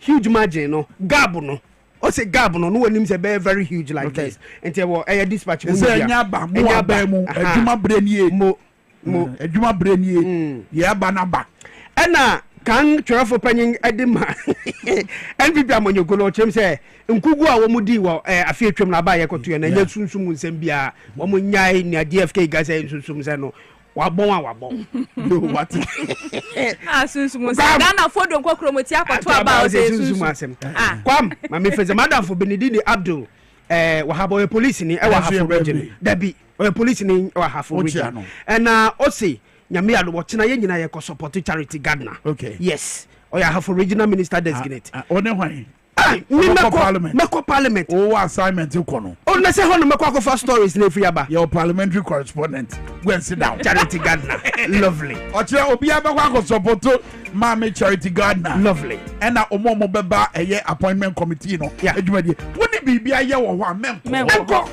Put him in star 274 hash no so kind of say what dial star 426 star 5 hash our network be a year mega cash lucky box no sika wodo a woman on sabet makabi but when we need big it is a 500,000 Ghana cedis but when we need as big as 500,000 Ghana cedis it's a mega cash lucky box no for who gym a star 426 star 5 hash all networks. Oh yeah, when you do what we are, I go to one can be. I said terms and conditions apply nothing. So National Lottery Authority on the Caritas Lottery platform, and I you know so I disagree. Well, so yeah, let's talk educational consult. Madam Time on my crado and ne ukua day. Foot will be on the man who fought at for any school and I think so. And Querano so mutia. Maybe Kakebi or whatever boamo. Shadi mammy.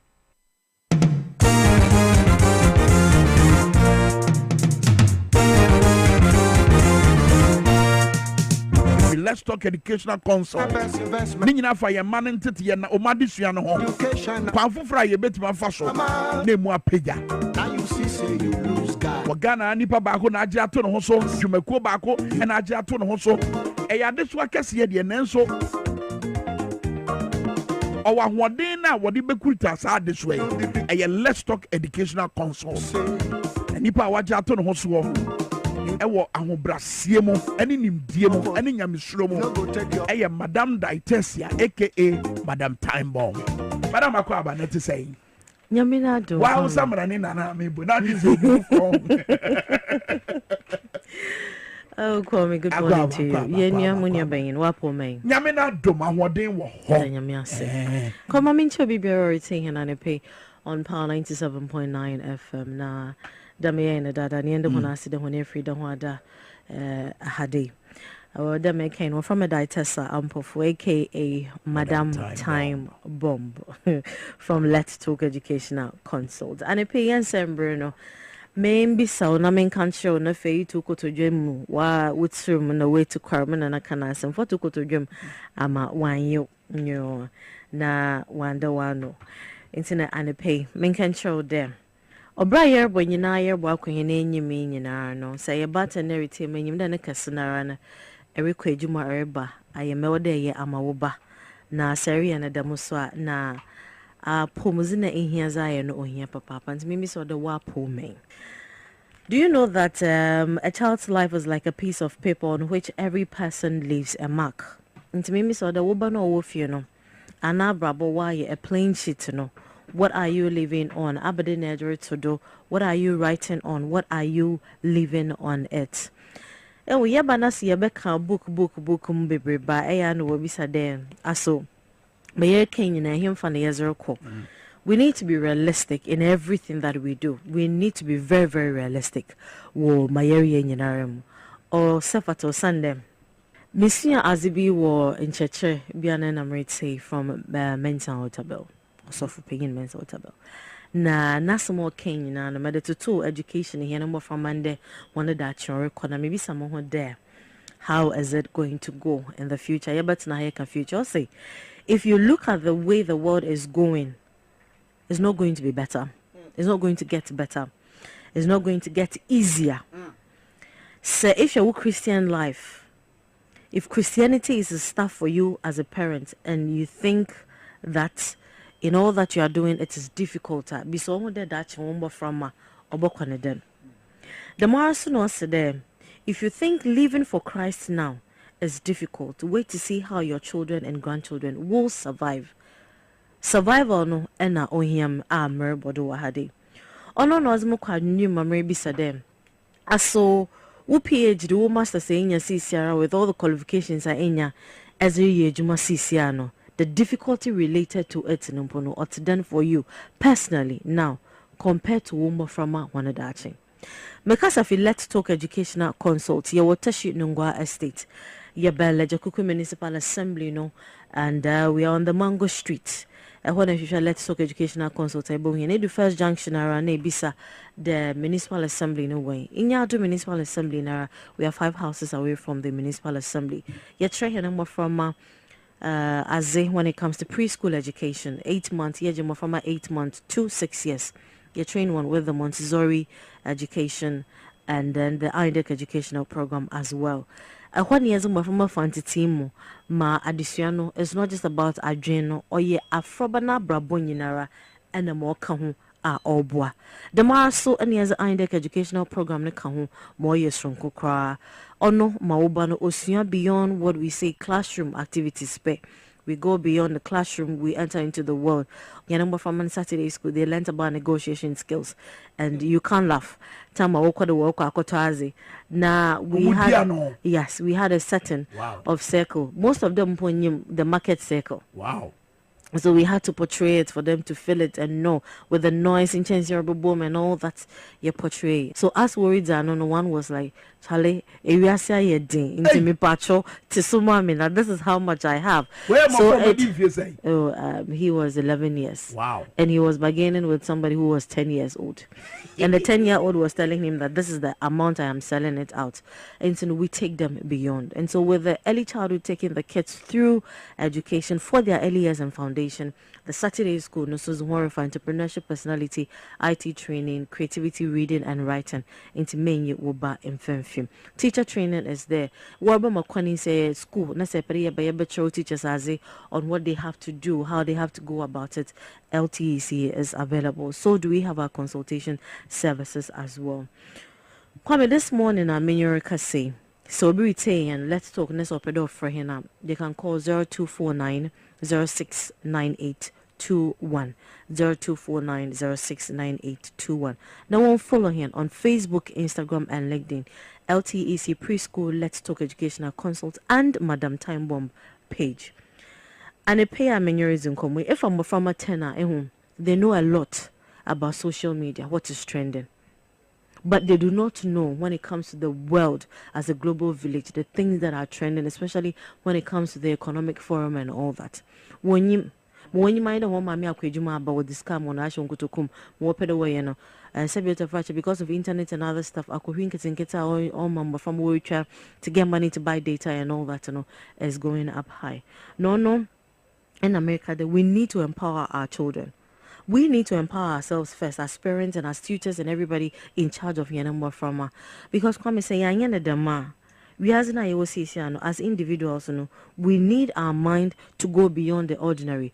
Do you know that if we say that we are following the ordinary time, the ordinary time of a man's life from number from mom wako school wabe a day. There is no way we are going to be extraordinary. Anybody out there who does something extraordinary has gone through something beyond the ordinary, which is even education when it comes to early childhood. That is preschool, KG1, KG2. There are certain different things that need to be done to help, because the way this world is turning and panning, but it looks like we are still not sitting up. Why? Because anapa yenya breakfast di, yenya lunch di, yenya supper di, yenya atarishe and all that. But ask yourself, as Dr. Minsah is saying this, from this time going, how is life going to be for your child? So something extraordinary needs to be done out of the ordinary. It's a Let's Talk educational consult. Sometimes you find be personal, because I'm sure because I've got to know that if you follow the natural course of everything now, these are the things that are going to happen. Time will cheat you. Man will cheat you. The systems in place at the moment will cheat you. You need to have advantage that is beyond this natural course against time, against man, against systems.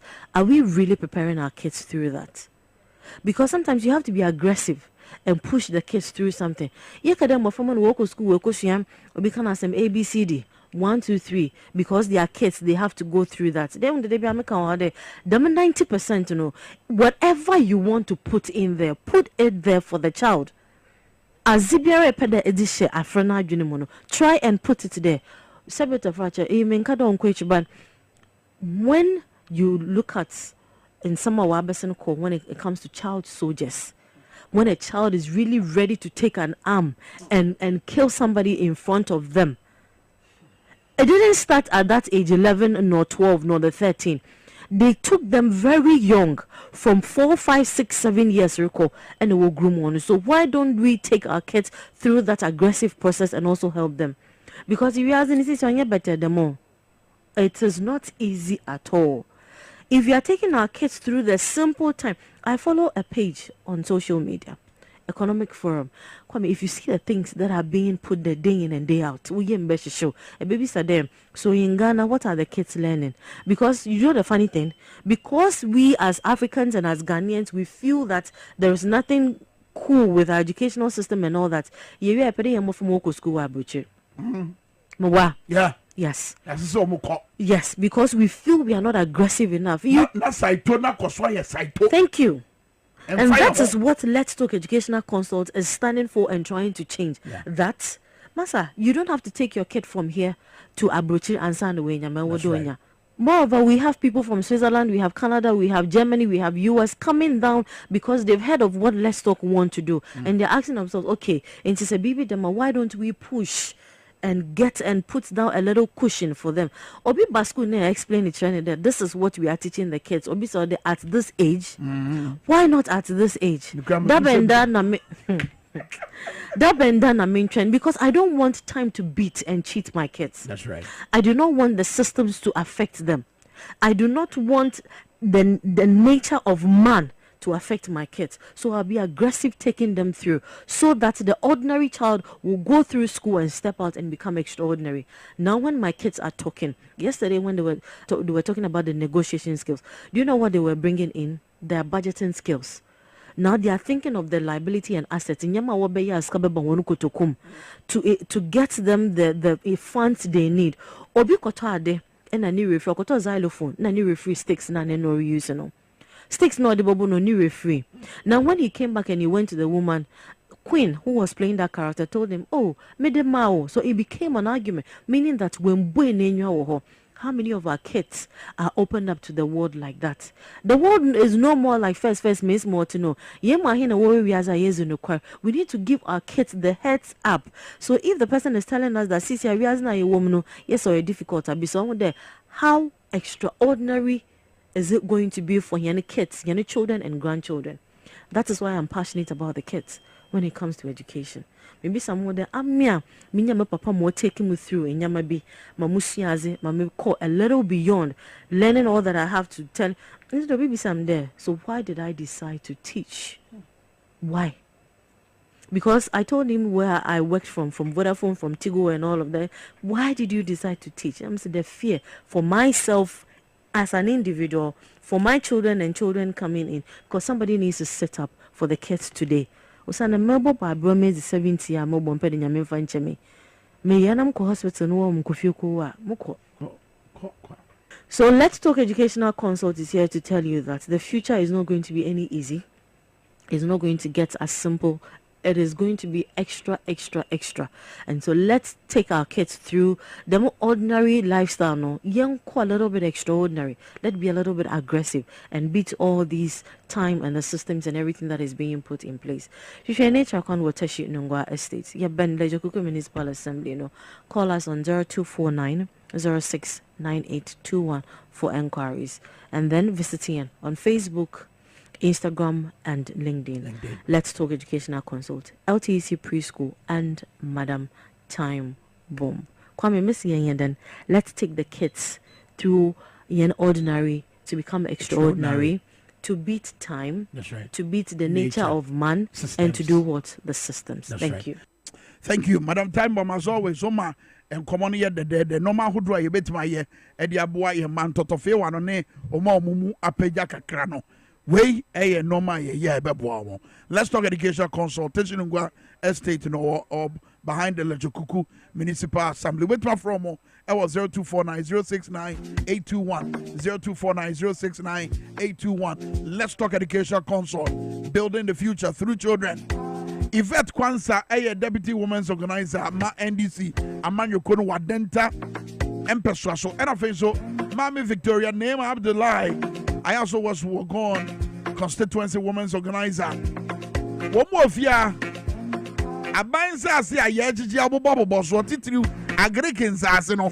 Yabedi uncomo. Yeah. My hacks are big shan in the capsules. Omi also time for make come for the amount. Go pebi tonum. Also doing ya. Where drano no. Also tea drain can who granny. Also tea drain can. None the home popo. None the yam sheno. It told the answer, Haxa makes an capsules, and no, and the to me also. Also, Yadiboni, Yadia back, and my Adriana crown no call, Nana Bibia Bashisa bo. Oh, Nama Bosch show now where Yama Cheku, Kapu, and no ma Bashisa with Yam, no cheap pines with Yawa Yanino so quite Yanibia, Sabi was Sabiano, Nambo Janina Diafra, Yade Bonnet, also. Nanwe dry haxa make sure in the capsules. Baby Tona Nomna Hotombra. Oko Medina Cats Pharmacy. Temaya Little Georgia or Community 2. Kaswansi Educat Pharmacy. And to 4-bit offer 0240238310 and at 0203-822-855. Come on.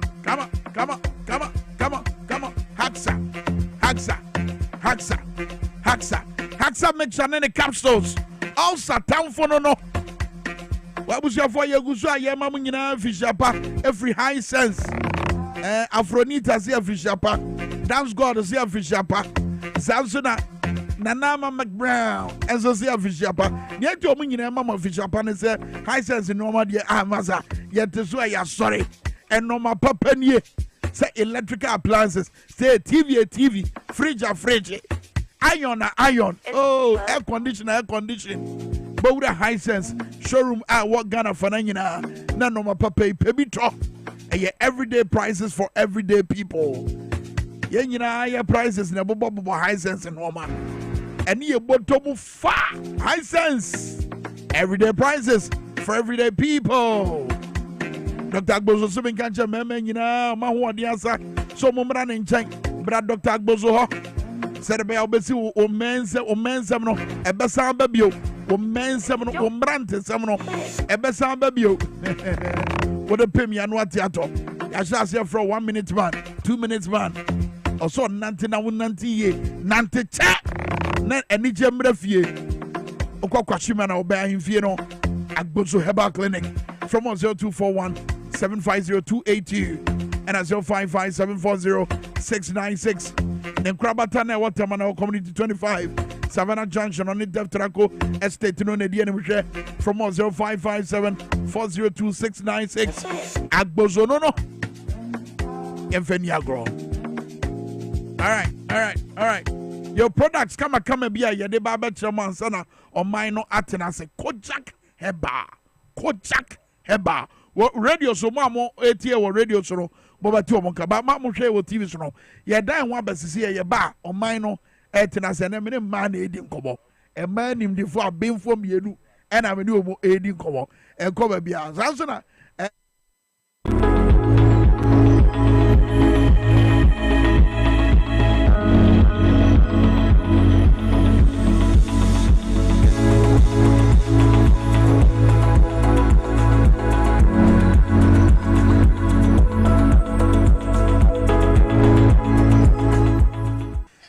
Yamfa Ensasyon ko True Word Pharmaceutical Company Limited. Emam sabi. True Word Pharmaceutical Company Limited. Indian company kasia yaso no ewo India. Na mum yendo no ebi wo wiase afana nyina ebi abedru Ghana ama Food and Drugs Authority. Aye nhwehwemu e de afa yendo no ho se papa ebo adwuma inti Ghana for emfansa wo ho yare.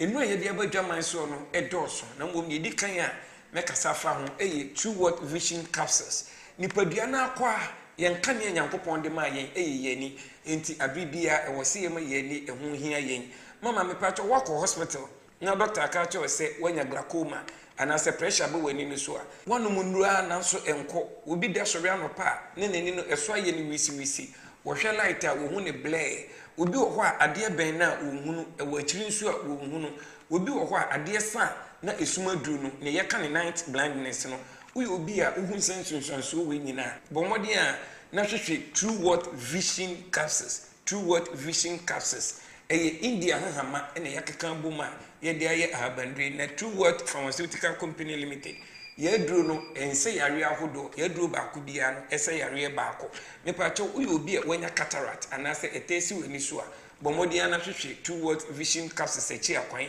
me pa cho enunu donso ewo dwaman so enu nti na ye kire enunu mu a ye de kire TV no so se ne be ya ubehunu se ne aduro no ni su ni ne ban esitie enti ko ba bia ye to aduro no na nipa na ka kire osewu ye ni True Word Vision Capsules wo honom na mum ye was similar product a ebe boawa me pa cho insist se upe True Word Vision Capsules anase ye no mu bia ubetimi do phone no e de atwa na okọ na se yesi ebi ni ho a me pacho bomodin na fa ye number e wo screen no so anase obefra yen e wo 0558 724 302 0558 724 302 and 059 558 2628 059 558 2628 na odi True Word Vision Capsules na waji stem cell True Word stem cell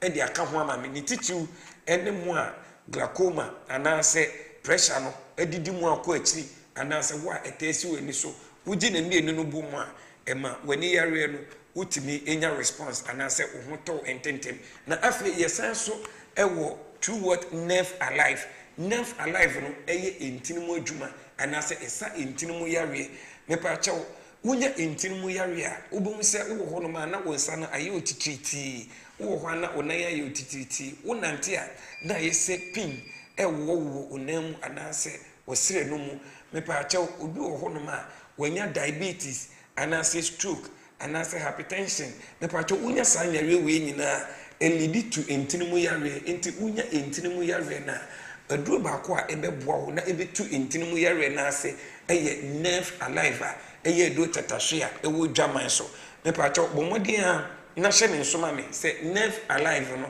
se unya entinimu yare na wo ye bema etumi ma unya enamu mmeye nti wo ye bema na wo ye mmre ewo kete so entinimu aye mmra me pa cha wo aduro eye Nerve Alive bomodin a na ma wo sanka bi na wonsa eka Nerve Alive a eye entinimu adwuma no na yesan so ewo joint fortis wo ho a eye adwuma ewo yenumpem ene yaposo me pacho enye painkiller tieni ye joint fortis no enye painkiller na momi akofa pains ya no e dia ba onipadua no mu no ekokosisi onipadua no na yisa ohawo ni nyina e dia firi honom me pacho arthritis obi ukotodua ho no na ukotodua no emu ye oya emu tutu oje ho a enje obi a usisi wo sisi area emu eden etweba oto ase ebesi una ase me paacho onso unya joint fortis na ebebo na yisa ohaw ni nyina edi afi honom na yadru a mekasa fa ho biem eye male fortis ne eye emema do tatashe bema wuntimi mu adwuma ewo kete so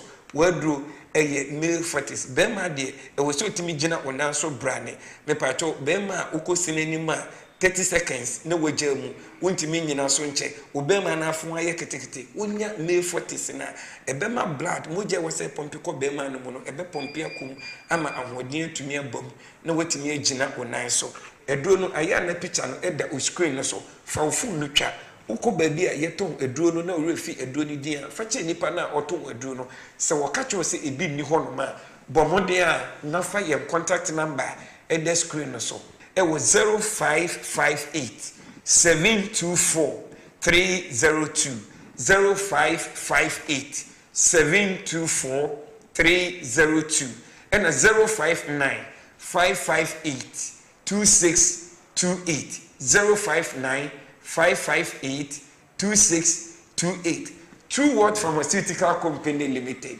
Your health, our concern.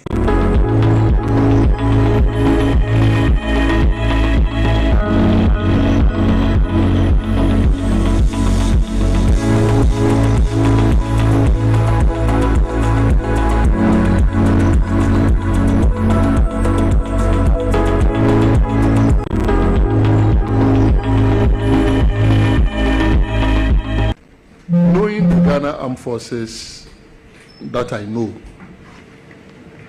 and from where I sat about 17 years ago, if you circumvent the procedures, the rules of engagement, and you get enlisted or recruited, you are likely to suffer. And there have been some dire consequences. Some recruits have died on day one. I remember at 37 Military Hospital, there was even someone who was in training, not that the person was flat-footed, but it was almost there. Severally, the person had to come on admission. If you have a heart condition and the systems are circumvented and you are enlisted or recruited, you are just jeopardizing your life. And so, looking at it purely from the medical point of view, I'll be the first person to advise you, if you genuinely don't qualify, not to attempt it. Let's face it, I recall 1997 when I visited, the person is still a serving officer, so I don't need to mention the name. When I visited the person at the academy, one of the first things I saw was abandon all hopes of normal life, all ye enters here. What that means, that at the beginning of the training, you are being asked to abandon all hopes of normal life when you enter the military academy. And it is not easy. If I may add, some people go all the way to the point of being tempted, and they consider and drink water that has been used to soak clothes, because you are thirsty. You are tested to the limits. That is the reality. And so I will not, and have the assurance that I will not circumvent the procedures. Mr. Chairman, my second question. I'm sure during the briefing you have heard of defense advisors. Our defense advisors carry very high our national flag, including the flag of the Ghana Armed Forces. And over the years that I've been in Parliament, at least for the past 4 years, the story has not been encouraging at all. There are conditions of service It's nothing to write home about. And I'm sure they are very excited to find Dr. Omani Boama as the minister designate. Should you get a nod? Look into the camera and tell them, what will you do for defense advisors who are struggling all over the world? Thank you. Thank you very much. Mr. Chairman, the defense advisors play critical roles in the countries where we deploy them. And they work very closely with the Ministry of Foreign Affairs. And so it will be a collaborative effort, of course, with the Ministry of Finance also ensuring that they are assisted as much as they should. Their challenges range from accommodation all the way sometimes even to the daily subsistence allowance that they would have to be given. When you demotivate them, and some of them are even generals, when you demotivate them like this, you do not expect morale to be high for them to do the kind of defense diplomacy that they should be doing. Not too long ago, I was talking about the right equipment to assist our peace support operations. Defense advisors, defense attachés in very critical countries can even work to let us have access to aid that we may never have thought of. So we need to invest in them for them to give us the multiplier effects of those investments. Ghana will benefit from those strategic investments. Will you deploy soldiers to fight Galamsey, especially after the WAS incident?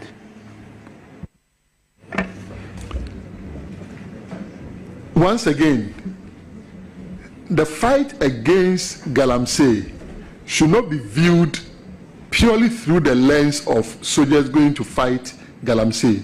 There are several things to look at. Reclamation, providing alternate livelihood programs, and all.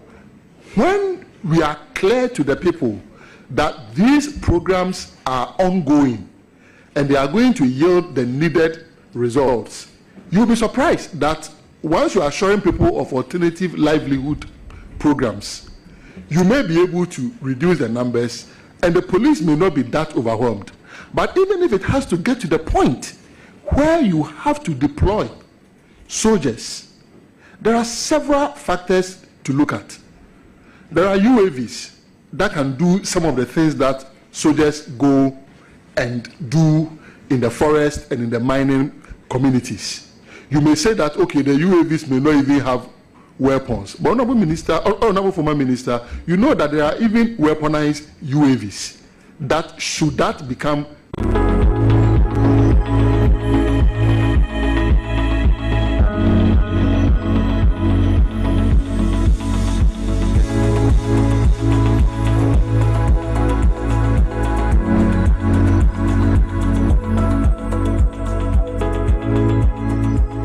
agye abɔsoɔ no ɛdeɛ ne yɛbɛtumi ayɛ ne yɛtumi ɛde saa adeɛ no ho adwuma yɛbɛdi saa nkɔmɔ no baransa na no yɛnkɔ dreams fertility na yɛndi nkɔmɔ tew ɛfiri hɔ yɛwie a na afei mabɛdwafoɔ atena ase ame ahyɛ nkɔmɔ twetwe no ase mo anam hwɛ o tv so no mohwɛ ne yɛkɔɔ so wɔ vɛte no nkɔmɔ no ɛbɛpiem wɔabrɛ me ne abɛdwafoɔ ɛkasa dɔk akɔ aba makye dreams fertility from ho te sɛn awurade adom yɛgyina na so sɛ bible no yɛho ɔden paa na mekyia wo nso yɛdase nso ne wɔ adwuma a wobɔ mekɔ street m sɛ tam ne kɔ ɛnti atiefoɔ wotie mi a wede mesrɛ wo tam no nti number no a ɛho hia paa wɔ Ghana ha sesi a no apart from GM green paper no number baako ɛho hia paa ɛyɛ number yɛ a mede ba bɛma wo nti wo phone no paper keta wa na wafa number wei na maka ho asɛm akyerɛ wo number no ɛyɛ 0599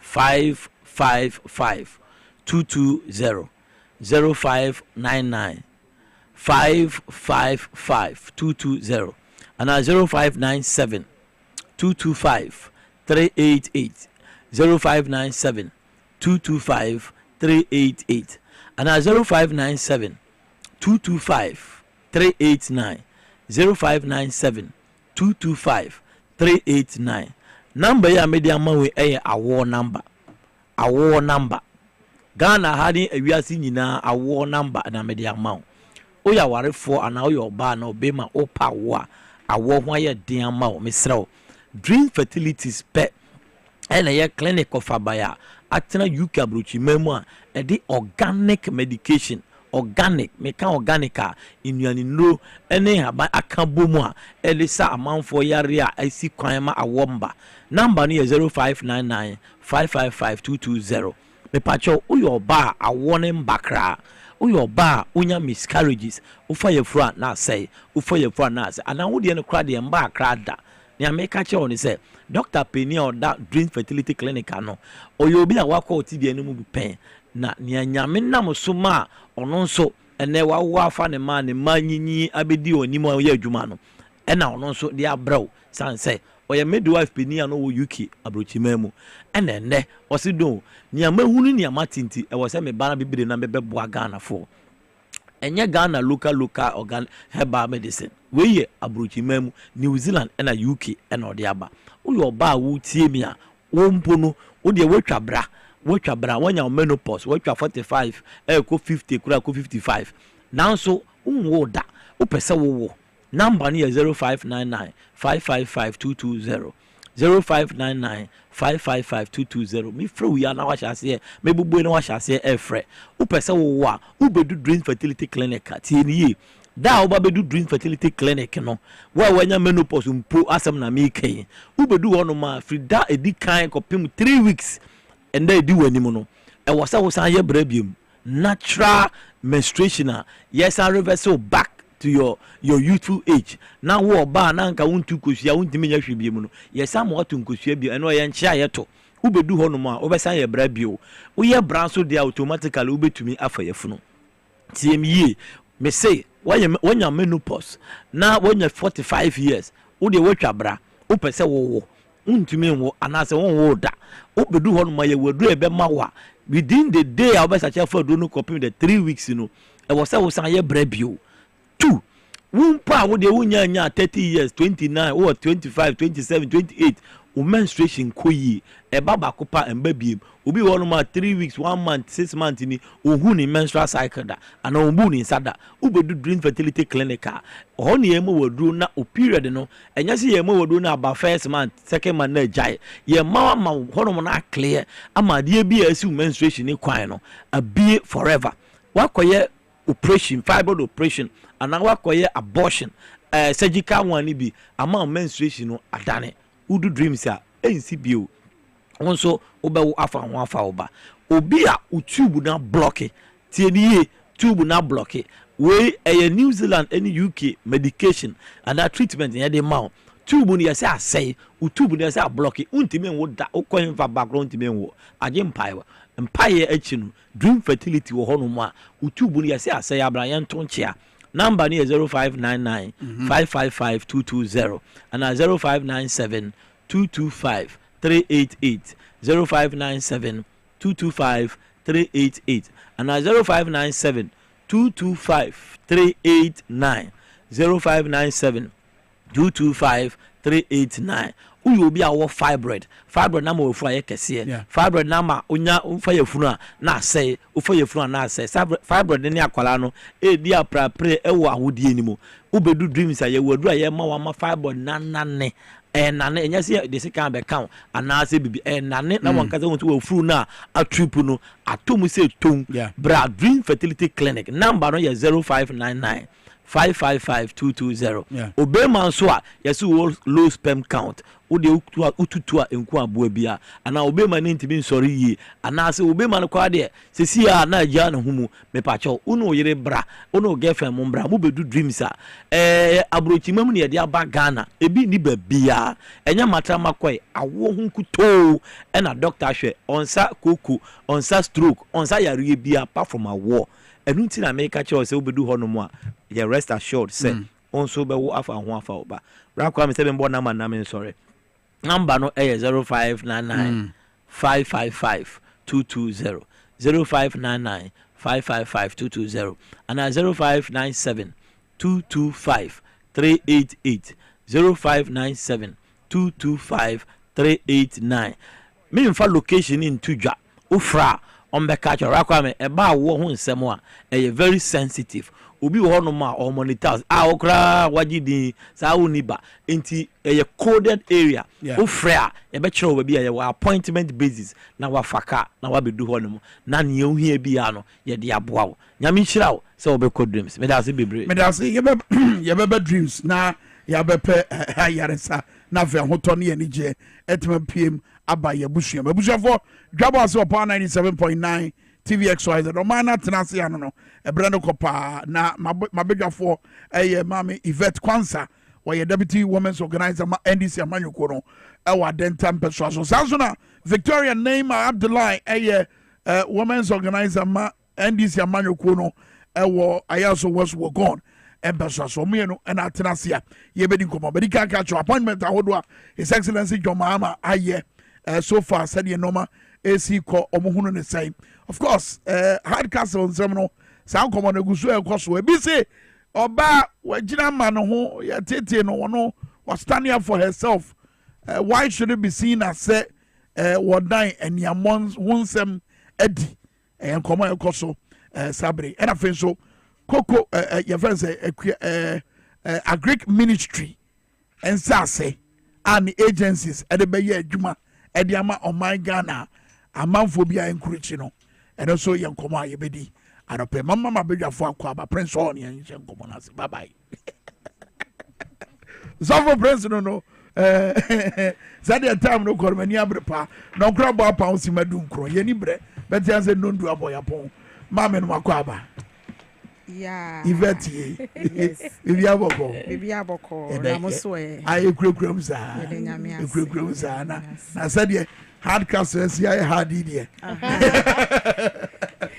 era obi aso kanedie se wa wunim e ba ni say ya na Ghana fo ni na it say kasa na ye bebre but ya na sometimes one person mo fa a man I some person mo twi fire so sa na me hu okay ma me nka me position cho ni emfa ni nkomo me hu no say so long as your mama appoint you no baby abuko bia represent no no matter the provocation the obey bia no e ka no enti ya na me futu ana me de man say me filisenka bibi sa baya no me nhye ho so no matter what ana awon so na den Mami Yvette for me say for yo me da say ansa na me kasa no me din chia kese e de ma His Excellency John Dramani Mahama ye president papa waba eba be reset Ghana senia ya ye ja Ghana honum esiye no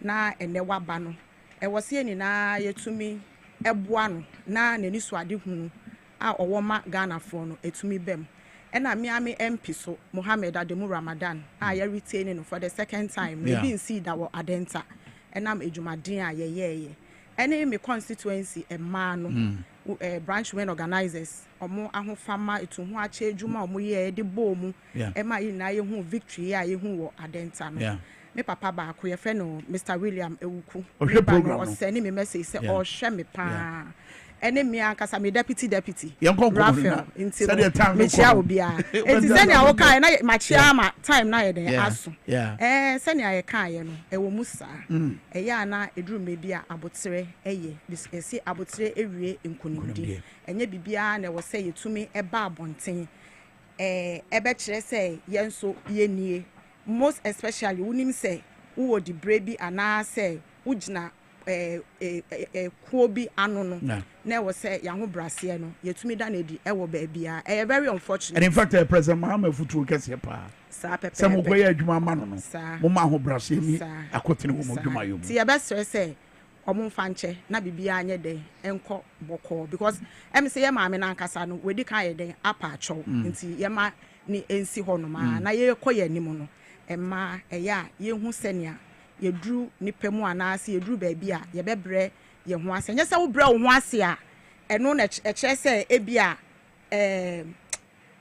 mi hu sina mi si enye de enfa batimi nim se efo no exactly eno nche se wo ye mre na emom wankasa wahwe wo ho na wahwe nipa wo hwe no esua no be de na be ka che obi obeka se na me yebu manim tia no mentra wonye ko I know say Mami Abdullah I know the word tirim maka na adwen na yebu manim tia no menye ko say edu baby a na edin o edu baby a na edin nanso ya ye mai die ye be ka ne say de ye den a ye hye me manase oh Samu because of money na eko abomo you see what or they say what a man can do a woman can do and do it better musa but ye den a se ne Yakopon ehye ye nani kwan say ye man no den ye sesan okay sa na metumi all right Victoria Brem Nema akwaba Kwame me da say any akwenya ya mosan e de ama me ya na empempi ni me be fie ha ya me ni achipa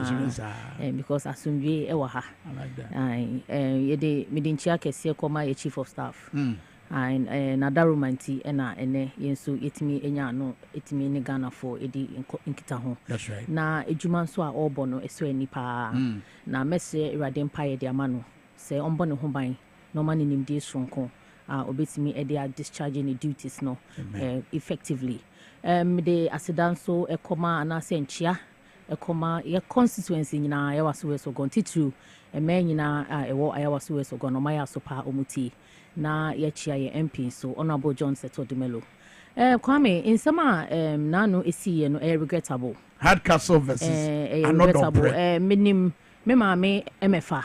Yeah. Nidinso ye Victoria. That's right. She's called Victoria and she's a very lovely woman. She's a wonderful and amazing woman. For her to get to that point, no, not just a utimusena, she was pushed to the wall. Wow. Yes. And Ushe Enyama Ekoso, now Ushe ye MP, Member of Parliament, another pre. Ushe ni demeanor crampo, Kwame of Faso, any ye nominees. Edinkita ho utumu say why exhibit disrespectful postures bebre enye omadwuma ne mra ne bi no adwuma ne mra ne nkyerɛw say ase sisi ano we menyaw nti o say me kyerɛw that's the posture I am modete ho no okay and sometimes no the way they even pose some of the questions no any the way so mu see your mo you see sometimes no the way I see obey your humanitarianism no speaks a lot. What must say? And Ushe but some must be for no moto mo ho ase. And yes, obi amfa say a problem and what is it omumu bi I mean titiri dom kase no I raise concern about said you must see you no concerns be you raise concerns I be me no me no yemfa mbetudwa but me no me no dey di eni hu no no na yeka ho asem. They are supposed to be legislators omo yenkofo also mo di enim ema yen. They are not supposed to raise their shoulders and behave that way. You see, you are representing us. Me MP eko na say or assuming such a poster say ye be friend ne na tena se na kasa se ne be ya ode ne niam ebetutu na we ede ne siye ne esiye no warranty you see o hwe de esiye no eye asem bi na okaye nti ne okaye ne ma Mrs.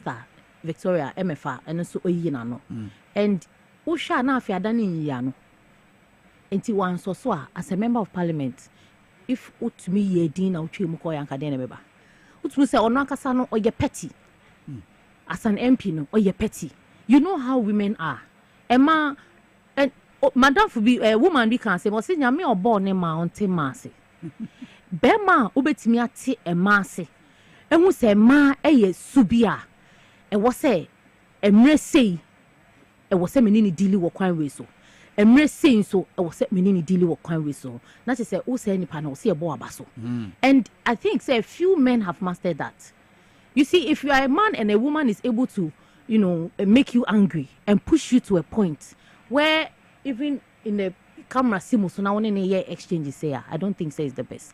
Minkah say ebia send Mrs. Victoria Debbie we are you are a human being who ye nipa ne koto santene and to aba emawo and represent them what so big fee yeah no say we lose no wanya heart attack anko da hospital onya heart attack or da hospital minim hospital kro but ye nyina ye tie ye nya ne tie say ambulance are rushing the no hospital you understand and for you to have this seat so dear to you it's something you must cherish. it's regrettable, and I think that he also owes an apology to Ghanaians and to his constituents. It will abra. Mama Victoria apologize. He has to apologize. So why they? For the demeanor for your friend says Subai no dead, you know. Wow. He could have avoided it. What about me? See, and it was avoidable. What about my argument I'm raising? You know? So at the end of the day, we represent His Excellency John Mahama sent appointee. And you see, Namidi Kanka said they see and regrettable. And I also told you about the character of MF Fahad Castle. You see, we all have our low moments as humans. Yeah. And therefore we make room and space for forgiveness. Yeah. While seeking for forgiveness, no, Ghanaians should forgive her. And I know and I trust her. She's a lawyer. Inti idea is, you know, any idea a BBC bium. That's right. Name Anodonpo. He owes Ghanaians and his constituents an apology. Okay, and then what the same Rasabig Fiona? Yes, I be seen Kunya, Eddie Bre, Eddie Vomawa Wansem. Say, Aquatra baby, and suggest say, Omo appointment committee in the show. Omo Jessica, a free a yet nominees in all. And okay, I'll post no crana. I was a question and I know bisa. Over to the post no at to screen so for my a post not to screen so. Yeah, Babe see one Kunya di home como. I'm not substantiating the claims, you know. Maybe also, woman, would you say a deserve yemre?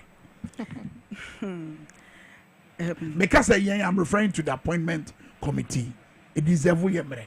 I was say Obana Obechrim because it's about time Ghana for and I say Nipa Ebe who say untumi enka asem ntu obi so na wo mfa wo ndi trotro. Okay.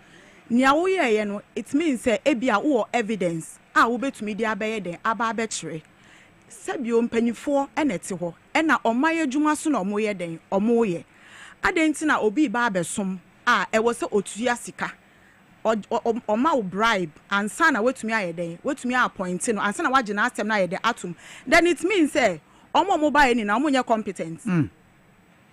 Sana mimi hunu because mimi jimi hudi na minim se adwuma ne metumi aya memba mema wo sika enti se wo hu yese mabema obi sika na me ankasa me jimi hudi se medwuma den ana se minim de enti ena me ye den His Excellency appoint me na wotumi tena baabi ekoka se omu digi sika ansa na ya ye den ya juwa tumu a serious allegation I was say ye papa yi otumi ba na obechirechire mu enti ye Ghana for krampo titru ni ye mebunu no ye pese ye hu ne pomasi bre se ne ebe ya ochina bi no obi mfa bi nkoye de enkoye obi meti we mi jimi hu di se ne America no enti wontumi meye de emegu mi hu fi e wo bedwemu saa bebi odi ade ne kwoto ye no so ye baabi a obia ye de amansani na ye de hwe etie na chese ye mpanyifo ye ankasa ato abade ama omo no omo nya omo adwuma ye enti ye panechow onu akasa age atum se ne obekọ yes re no se onko okoso a onfa ne evidence enye de enko se ne be Ghana fo ni na ni be den ebe hum ni eni be den ebe tuem se ne be ya ochina bi no obi so koye bia ye be den ye be hu se ne ye de onipa no so wa ye den ebe kwa akosi what be the evidence shira nkomo no be sen na omo akasa ye mpanyifo ya akasa na eyi omo ho ama so to me the evidence try na esi empanyifo na nkasa na ye den eyi omo ama na me ngi ni say ye ma mpanyi ko be den obeji omo edi na ye Ghana fo so ye nye den ye ngi omo enye den endi nti ade we die e wo se yetumi hu bebia e be kwa akoye den e be kwa akosi ye be hwe pan ye di ani so be den e be di akire Victoria my question is way it deserve your attention mine attention Kwame Oliver Vomawo ye nipa bia nanka I think say he was gaining traction with being a responsible citizen. Bem says Sisiano oko off beat. Yes. He's jeering off the track no, and I think he must watch it. There was one of the time when I had a conversation with one security agency, top security agency, and then they had a concern. So say we need to channel these concerns through some think tanks no. And I'm a bonity. And you see, he had something to say. Say Sisiano onye serious. Wow. Nti eya na ase Sisiano assembly o hokwa de fa no so a ntimi enya any credible grounds. And then more dreams when you're serious. Because of the way na osi eye ne nema ne fa no. We have Imani, Chef Franklin Kujo. Yeah. Now, share even I think quite recently, Kofi Bentolo said why, and also try say he was actually very offer. Think tank, a pressure group. Kofi Bentolo he was a think tank. He was working with Imani. Okay. And then for some reason. You see, I'm giving examples. Of individuals that we find in our civil society organization settings, And then if you want to be a pressure group, a leader of a pressure group. We've seen the likes of Julius Malema, Moni Adie. They are all pressure groups who have emanated into political parties. You understand? If you want to be one of these people, you need to set a tone that will, bring the youth to understand whatever it is that you seek to achieve. We besides say Vomo, it's me the evidence by a denny so one for evidence then so I'm ban so one appearance way. You understand? There are ways that obey Niama so that you seem credible. Okay, you know the evidence can't one. And can you find the fro? I'm more not baby se bechechimu. But so I say he's looking for a certain platform to glorify himself and to make himself feel relevant. And no make one say in trying to seek relevance, always make sure say idea it helps and also communicate to the larger population of the country. You understand? And see, I wish him well, and I hope say and then he will prove to Ghanaians his worth. Yeah, analyze it. Nasem no can was say. So all the monies the ministerial appointees are being asked to pay to the appointment committee just to get approved. Are those ones not affected by oral? Question. So all the is it conclusive? Wait, no. See, as an American, nanka the evidence I did about them. Okay, wait, it's just I saw it. It's about a week ago. Issue one. No, already issue in any public discourse. What the answer will be a question. Said about a reaction, be better. But somehow it's an allegation, and this is serious, a serious allegation. But statement here conclusive. It's not conclusive. You understand? No, make us say. Would a statement need you? So all the any question? The mysterious question will be sad, but question will be sad. Any conclusive. You understand? He needs to be able to bring certain facts to bear. What be that question? Question now. On one question on one be because he found also so all the monies ministerial appointees are being asked to pay. Which ministerial appointees? Okay. What monies? Okay. How much is involved? Okay. Can you mention a few names? Can you suggest to us, examples of people that have been involved in such a, do you understand? You didn't do that. And you see, this is a security threat. When you do this, I said, you've put us in disarray. What Jaya dream? What to your JJ? And to what be that question now? Any evidence and I say any subject be and then you expect us to go and look for the answers. This is what be that question. It's the question of the day.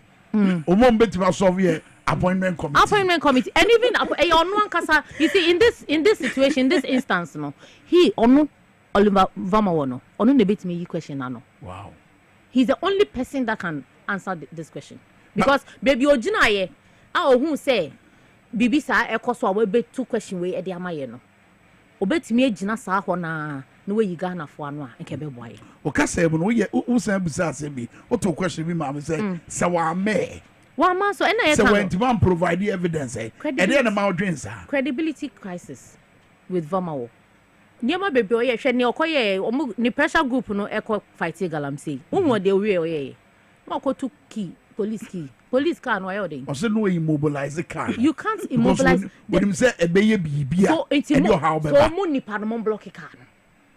If you want to immobilize it, get your people, gun up your people, and block the way for car. No. The police will never run over the citizens.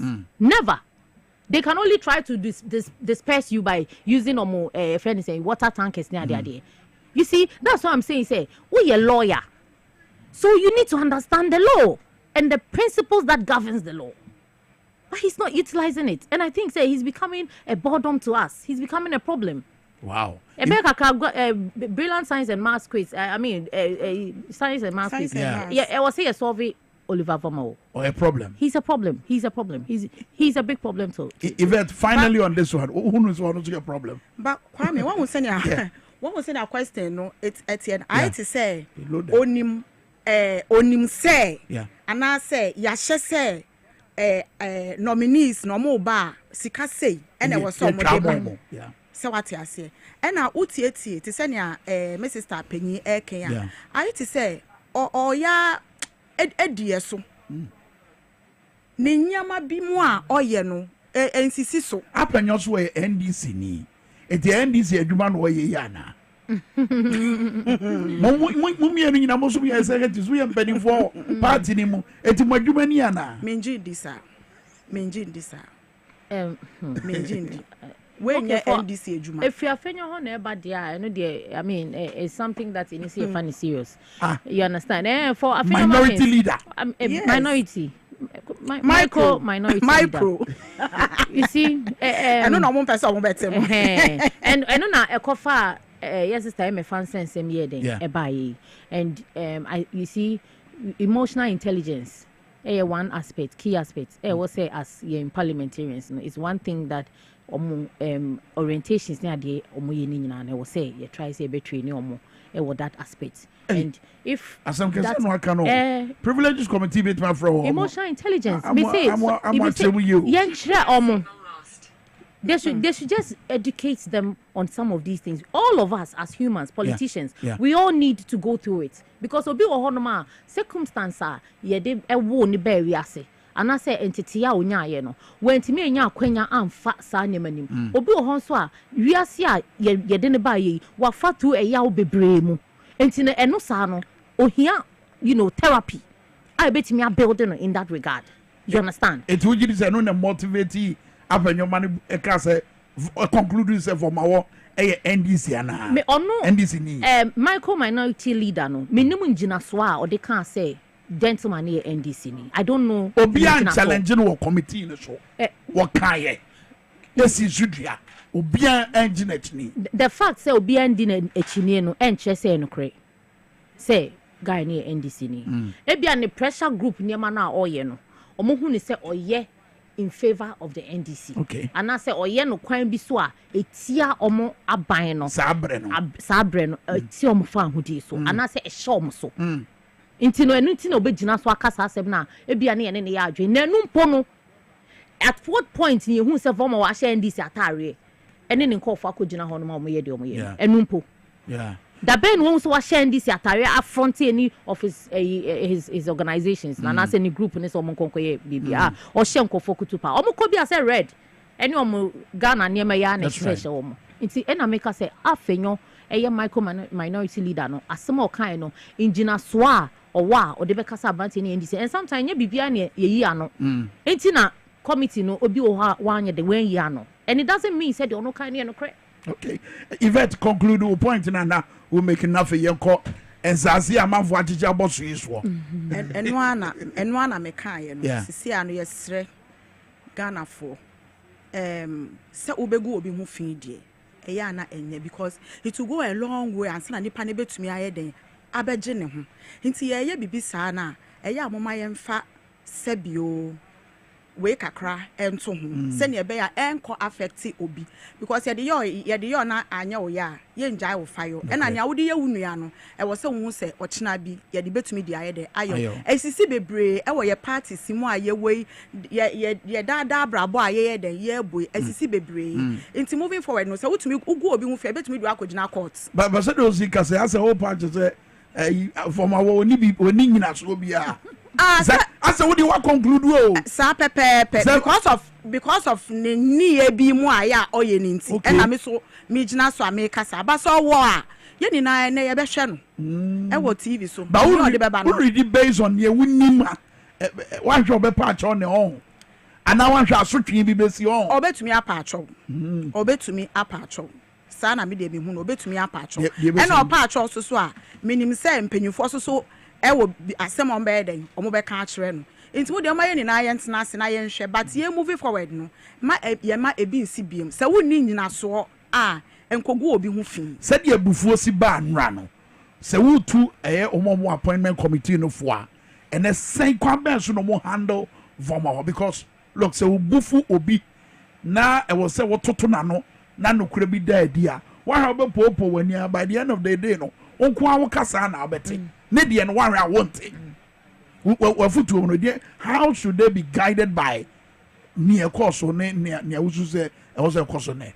nea mɛka ne sɛ ɛyɛ asɛm ɛna aba ɛna asɛm so ba a tɛkyerɛma yɛa na yɛde ka ɔmo akɔyɛ yɛ mpanyinfoɔ yi ɔmo yɛ mpanyinfoɔ yi wɔ Ghana yi yɛnim sɛ nneɛma bi sei no ɛyɛ ana ɛyɛ ya ɔmo nom nsuo na ɔmo ntena ase na ɔmo ntie na asɛm na me sister ka bibi sɛ ebi mo wɔ hɔ no ma ɛwɔ bia ne nteteɛ anaasɛ beebi a ɔyɛ den ofiri baaye na sɛ ɔkasa na ɔmo hwɛ na sɛ ɔmo wɔ nsɛm bi ɛwɔ ho na ɛwɔ sɛ yɛtumi boa na yɛnyɛ dɛ yɛmboa no yɛntumi ngyina so sɛ wakɔka wei nti no ebi a punishment bi anaasɛ bibi sa ebi ana bibi nkɔ yie ɔmo sɛ ɛyɛ ɔmo gu ɔmo ho fi ɔmo ho fi deɛ ɔmo egu ɔmo sɛ I'm stressing on it sɛ ɔmo gu ɔmo ho fi because ɛyɛ ya na emom no ɛwɔ sɛ yɛyɛ dɛ yɛtumi ɛhwɛ ekyire asɛm because ebi ana bibi yɛ dɛ ɛta ekyire na yɛhu sɛ na yɛbɛyɛ dɛ yɛbɛsi adi esi ama yɛ nyinaa yɛ ho atɔ yɛn ɛwɔ Ghana because sisi a John Dramani Mahama ba a ɔba yɛ nyinaa yɛasom adwene fantastic yɛnya hwɛ kora yɛasom adwene Victoria obeka say was here Victoria finally cry I think how should they be guided Oliver say if he's found guilty say why defamation ɛwɔ sɛ yɛtwe na so ɛwɔ sɛ mmara no ɛkwan a ɛwɔ sɛ yɛde ne fa biara na yɛbɛtwe na so na ɔsɛ yɛyɛ saa na ebufuo ne kwan bɛɛ so na ɔmo manage ebufuo wɔ abere a ɔmo toto na no I mean sɛ mmara ɔhwɛ sɛ deɛ na ebufuo no aba no ɛndura no meda yɛde nyame ase sɛ nnura no na asɛ ɔmo avenge ɔmo angers ne nyinaa nti ɛnɛ no I believe say ɛndɛ deɛ ɛbɛkɔ fam kakra and also him appearing before them no I have confidence in your chairperson no say he's going to put up a very demure composure. Amanfo say ahiafo wodim waye true. Ondim waye wo kwan ben so. Omo say eya no ojeja no homa donkuma no enante dwumadie ne so. Donkuma no o musuni omoban na omoda na di wo committee ne so. E na ono so oye na adwuma. Ontimi ntama ba emfa nhwe afenyo markings ana anodompre. Say onkana no ntum endra omoye vetting oka bibi na Patrick Boma yi na no say aden all baby sitting omani kanasem he said it in a very calm manner but it was very disrespectful to say that papa no to the chairperson papa ni yi nani wan kasa ebia no na obi beka say wama dom kuma na form we no as a leader no you will be trampled upon at a given period. But your composure and your response to it, you know, that makes you a true leader. It makes a difference. Fantastic. Yanko, Kriasem. They say Agrekin Sass, you know. I don't know where you could put down money and send you for Nanti, you know. I bet there the perfume so bet me videos, no. You have said the Sass and Yajafa. I bet there the perfume say, abandoned or coin or Zao to Ndoye. Osha the Echagu TV show, no go and put them one baby. Now, or her. Signage na nature say we are share ya omohwe emwayen eso na ohwe said the office no yaje ban wo ho a yaka office na twoma we are private developer bi no waje asase no aboso a amana ye den kura say amanfo betime wura office ho aye o madwuma honorable Eric Opoku e dey warning akọ wo kura osanso to ne nsafre oral so mo mra nkomoni mu no na ye hwe ne ebeye ho sandoma we nya hu ne sai. First of all, medical aka abakosem kakra fire Greek any insase hunsem. You see, aban bia based on communities no. Ye wo e kwan e fa so e preserve insase na ye de ye kua ye ho nnwuma. Se na be ya yebenya enobaye anase yebenya so mfa so na ye de aboa na oman na konanim. And in so doing no, eya na ye classifications. It be to say animal livestock the idea to way it be so for crop it be so for aquaculture and all of those things under the same agriculture. And you see these lands no enya Ghana nkwa ena ya na your through sa or how nim between 2011 and 2020 a country like Egypt was fighting a same cause na omo agricultural lands no individuals FIA na say omafa omo gusofa omo de ye mpuntu juma and private developing for private ventures. And I think say why not Egypt fast so try some reclaiming lands no. Ni omo ntimi reclaiming kakra kai no mo protect you know, we should also try and do same. First, medical bisa say, look at the state of affair, and I said the state of the animal breeding stock now, which is the animal husbandry. Look at its state. Who was manning the place over the years? Why near the shenanigans? Yes. Senka otumi eye neduma sene se fata. Ena kansa se wo hon ke be kona nintwie ayesoma enkokɔ snails niema ekoso ho a ko bi betima ba say obeji no dey. This is a caution and I say a recommendation to the various agric engineers. Honorable in the various districts now. Yeah. They should take possession of the agric lands. They should take possession and utilize it to the advantage of Ghanaians and the people within the communities. When they do that, it's very difficult. Say, encroachment. Say, we see assassin, send you mekano, ye decay assessment. Send assassin. Kwanye be fast why the idea produce ye say a crop a land na ye sit down was wa I say ye two foundation na ko deep assassin say nti what can you do so anyway, the government say for livestock na ye dua sere was wa mo no be eberia and also I say nti in this case no say ye beje near nya say be say no say state no be capture na ye de aye bibi say ye de be administrative offices and I say bibi a betimi de aye bia no ni ahwe na ye de aye it can still serve other purposes for agriculture. Wow. Yes, there are still more things that a betimi aye ma agriculture. Ye betimi quite be quite warehouses are e bia nearby places no ye nya enema ye betimi de akwa kogu. And see I think say yen hwe no in that angle no because it's quite worrying. There are great lands are being developed there. A bit me aboama. Sure. Bringing to me bonnet tilts and event. Mamma to come and say me home. A cuckoo dama and penny fire say almost is your madam or why. Yes, a film and a yard war, shall say. I bind that an air coin, no man drink Ghana youth. Mebu no man drink and who baku say. Now, Kaya den and a state property. Who individual who to me kase mato me de ba be me private ejapade ye nim se amama bi mu so no kuayo e na ama ene omogina omo nan so etise sisi ayi na ye pese ye bo you the same tie ekotena office na ye ka kuayo de eto nchen enam sa nyama we mu nti obi ti se ye maami ni MP. Yeah. John Domelo. That's right. Oye farmer. Yeah. Ye papa Akando. Yeah. Ono so ye farm. Omo ni na ye mbebunu. His Excellency John Mama. Ono kwa ye farmer. Yeah. Enti na aban na etwa mu na den na na omo dwen. Je se omo wia na omo de akọ. Omo afa. Na wogi we nyama we mu ni na ochina wuni ho a. Emfa so be na ewo so. Wan dwen echirima. Echirima no wona nanom ka ho. Wona na kanso anom ka ho. O ma ka ho. Na che se yen chenko a omo anya ade na emomu no nye be kan se yesi achia enso anya de embu ye enu nti na reset no eye de eba mesre Ghana mbabu no se ye ma kuayo no enye ya ade hia yen somu ye efise eno ena be ma ye di edu bebi aye pese ye den ye dru no ye papa His Excellency na wo kan onu krampo oye den oye farmer. That's right. Me kwa mi temi wa brobefuo e wo me papa krom Central Region.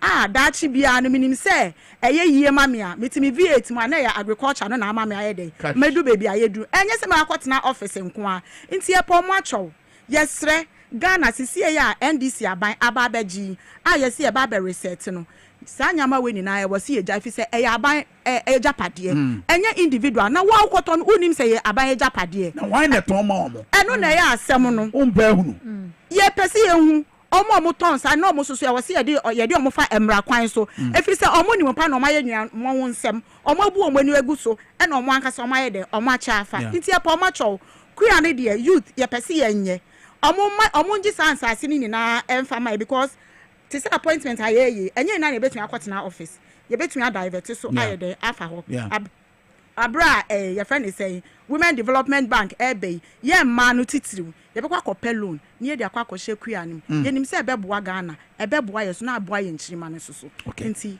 kakra ye bɛka honorable Eriko Boku ka say me and a generational issue fa enkomo ya ye die ho me so video na ready mo me ntie no wa bra no ne nsentwefo kasa no say ye generation no ye di on minor proper nie ti o kasa ne ne we tie area is fully developed, so they shouldn't make any attempt to take over the land on which these properties are, because we don't have any other place. You've seen it all yourself from the field, from all the agencies that we have toured.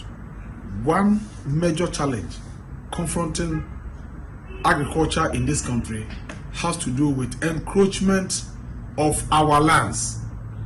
You go to every department and the land that was earmarked for agricultural purposes since time immemorial is being encroached upon. It is something that you cannot understand. Our fathers and grandfathers thought of us and earmarked these lands for agricultural use when they had power to use the land. Now we have the power.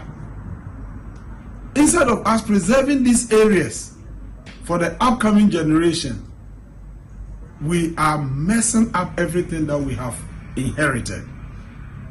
We cannot understand our generation. We appear to be a selfish generation. Selfish generation? What are you doing? Oka generation, that's he's referring to Ononi generation. That's his age group. No? And the solution that His Excellency John Dramani Mahama Ediabano, it's in the manifesto, a youth manifesto. No, it's even captured there, which is a land and farm bank project. That's right. That is the solution.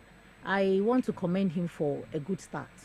Say, oh yeah, or take the stocks, and I say, oh yeah, the analysis of yeah, it's good. And I also say, yet me identify some of the encroached lands. Land and farm back projects, you know, the air Kenya and say, okay, identify a land dibia, Uba district office, where you bet me a near my seedlings, near my tractor, near my mower, near my bet me the akuduaso. It's a message to Honorable Eriko Poku say. In Sasini Bina, a dahona, ye full say be a buying Missy Kenny, ya bet me developing. Yen allocated in Sasini B. On lease and farmer youth now or more interested in agriculture. I think ye is a bit me aboa. All right. Event on way. And one medi kind say Sisiano, Ghana mebunu, Kriayono, Yapesi Sumui. And Tissa first na Obekuta aso, and na sekai, now would the ado Sisia machines, ewo honoma, a yes, I yama winning na Eddie de Emayen. Ampa, ni generation or media bro and cassa. Womedi abro na yeda nyame ase say ye papa Honorable Eriko Poku ye vete no netie ne kakra otumo say ye papa onimude onimni a oye na onimni opese oye yesre insase no se yaje edi amaye no mabunu no ye beda na ase na emom ho akade no oma ne nye den oma ne mbrantem se ne be ya yesusu ye benye bia ye den aye kua no ebeboa yen bebre ti ebepa ne chow wonyini sensazi ho mansotwe ebeba be ebetima ba be ya kwansidie e de amansase aye nyaaya kerebe noma fefefe ya mo kikan nyina na se insase na ya ban insase yes into wonim se wato aban asase a na se wan fa kwan pa so na ode toye into ho manso no ene na ye de ehi abanyo marking bisa questions be around these things Emma be more admitted say aban asase kra yetimi ankra bitimi to enya I mean say kwaye e bi ahemfo kra na ton ma no a na e bia na aban asase a Mamu who can say about us no ahemfo timi ton ni sa no no question no na ye na nanom na omuja to ho no omu de na omu ni ometumi aton e dis kan egu omu botom e de aye ne omu pese omu ye ban na omum e na omu hu say ya ban asase na emo betumi aton this time there ye ntwe mo omu sa ye pa omacho ye ntwe mo omu sa uto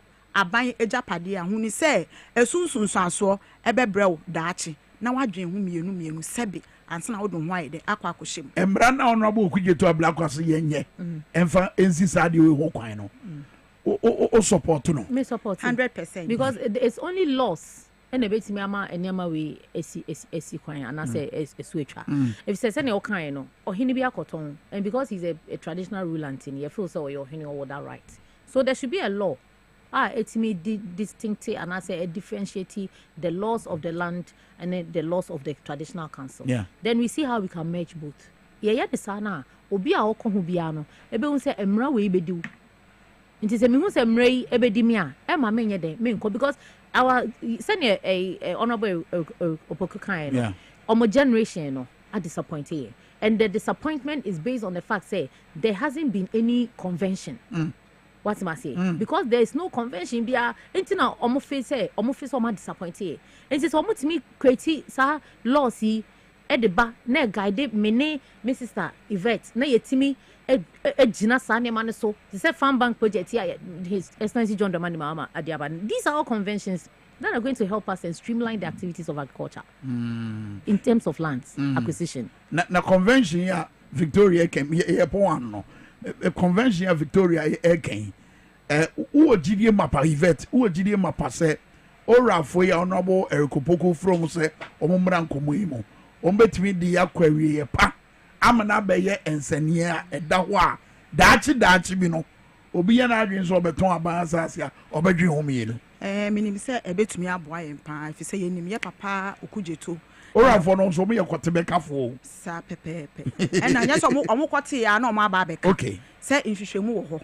Ɛna ya papa Okudzeto ye nim ne ho emodin bo a obo e wo Ghana hanom ese edema yen enti me ngi ndi se odi bibi beba ama e bia daachi bia be ha ya adwen se ne aye ka no se emra wo ho a no ye make no ntia se ora for no be kwa akote abeka bi obesom edi hu dwuma no enso another issue eno na ye and the obesom in this case is the attorney general so also attorney general wa ba out abed declare say ne oral ebe nhwehwemu a oral aye nyina no omfa mbre no na onu so hwehwemu ensi yem ye huye ye kan say ebesi Dominic ayine ebesi ebesi ye were competent people o ye were merima ene ma omunimude nti omu ntumi mfa ye nko oseyemu nia omu ye ne ye mum ene ebeboa ye nti ye wosie ni na ye den yesom emra ne de omu fambra ye beji atum ne ye de aye adwuma senia ese na efata very well. All right, yeah, then come on and see. I don't see Yvette and so Victoria, we a women's organizer. Oh, my being rough.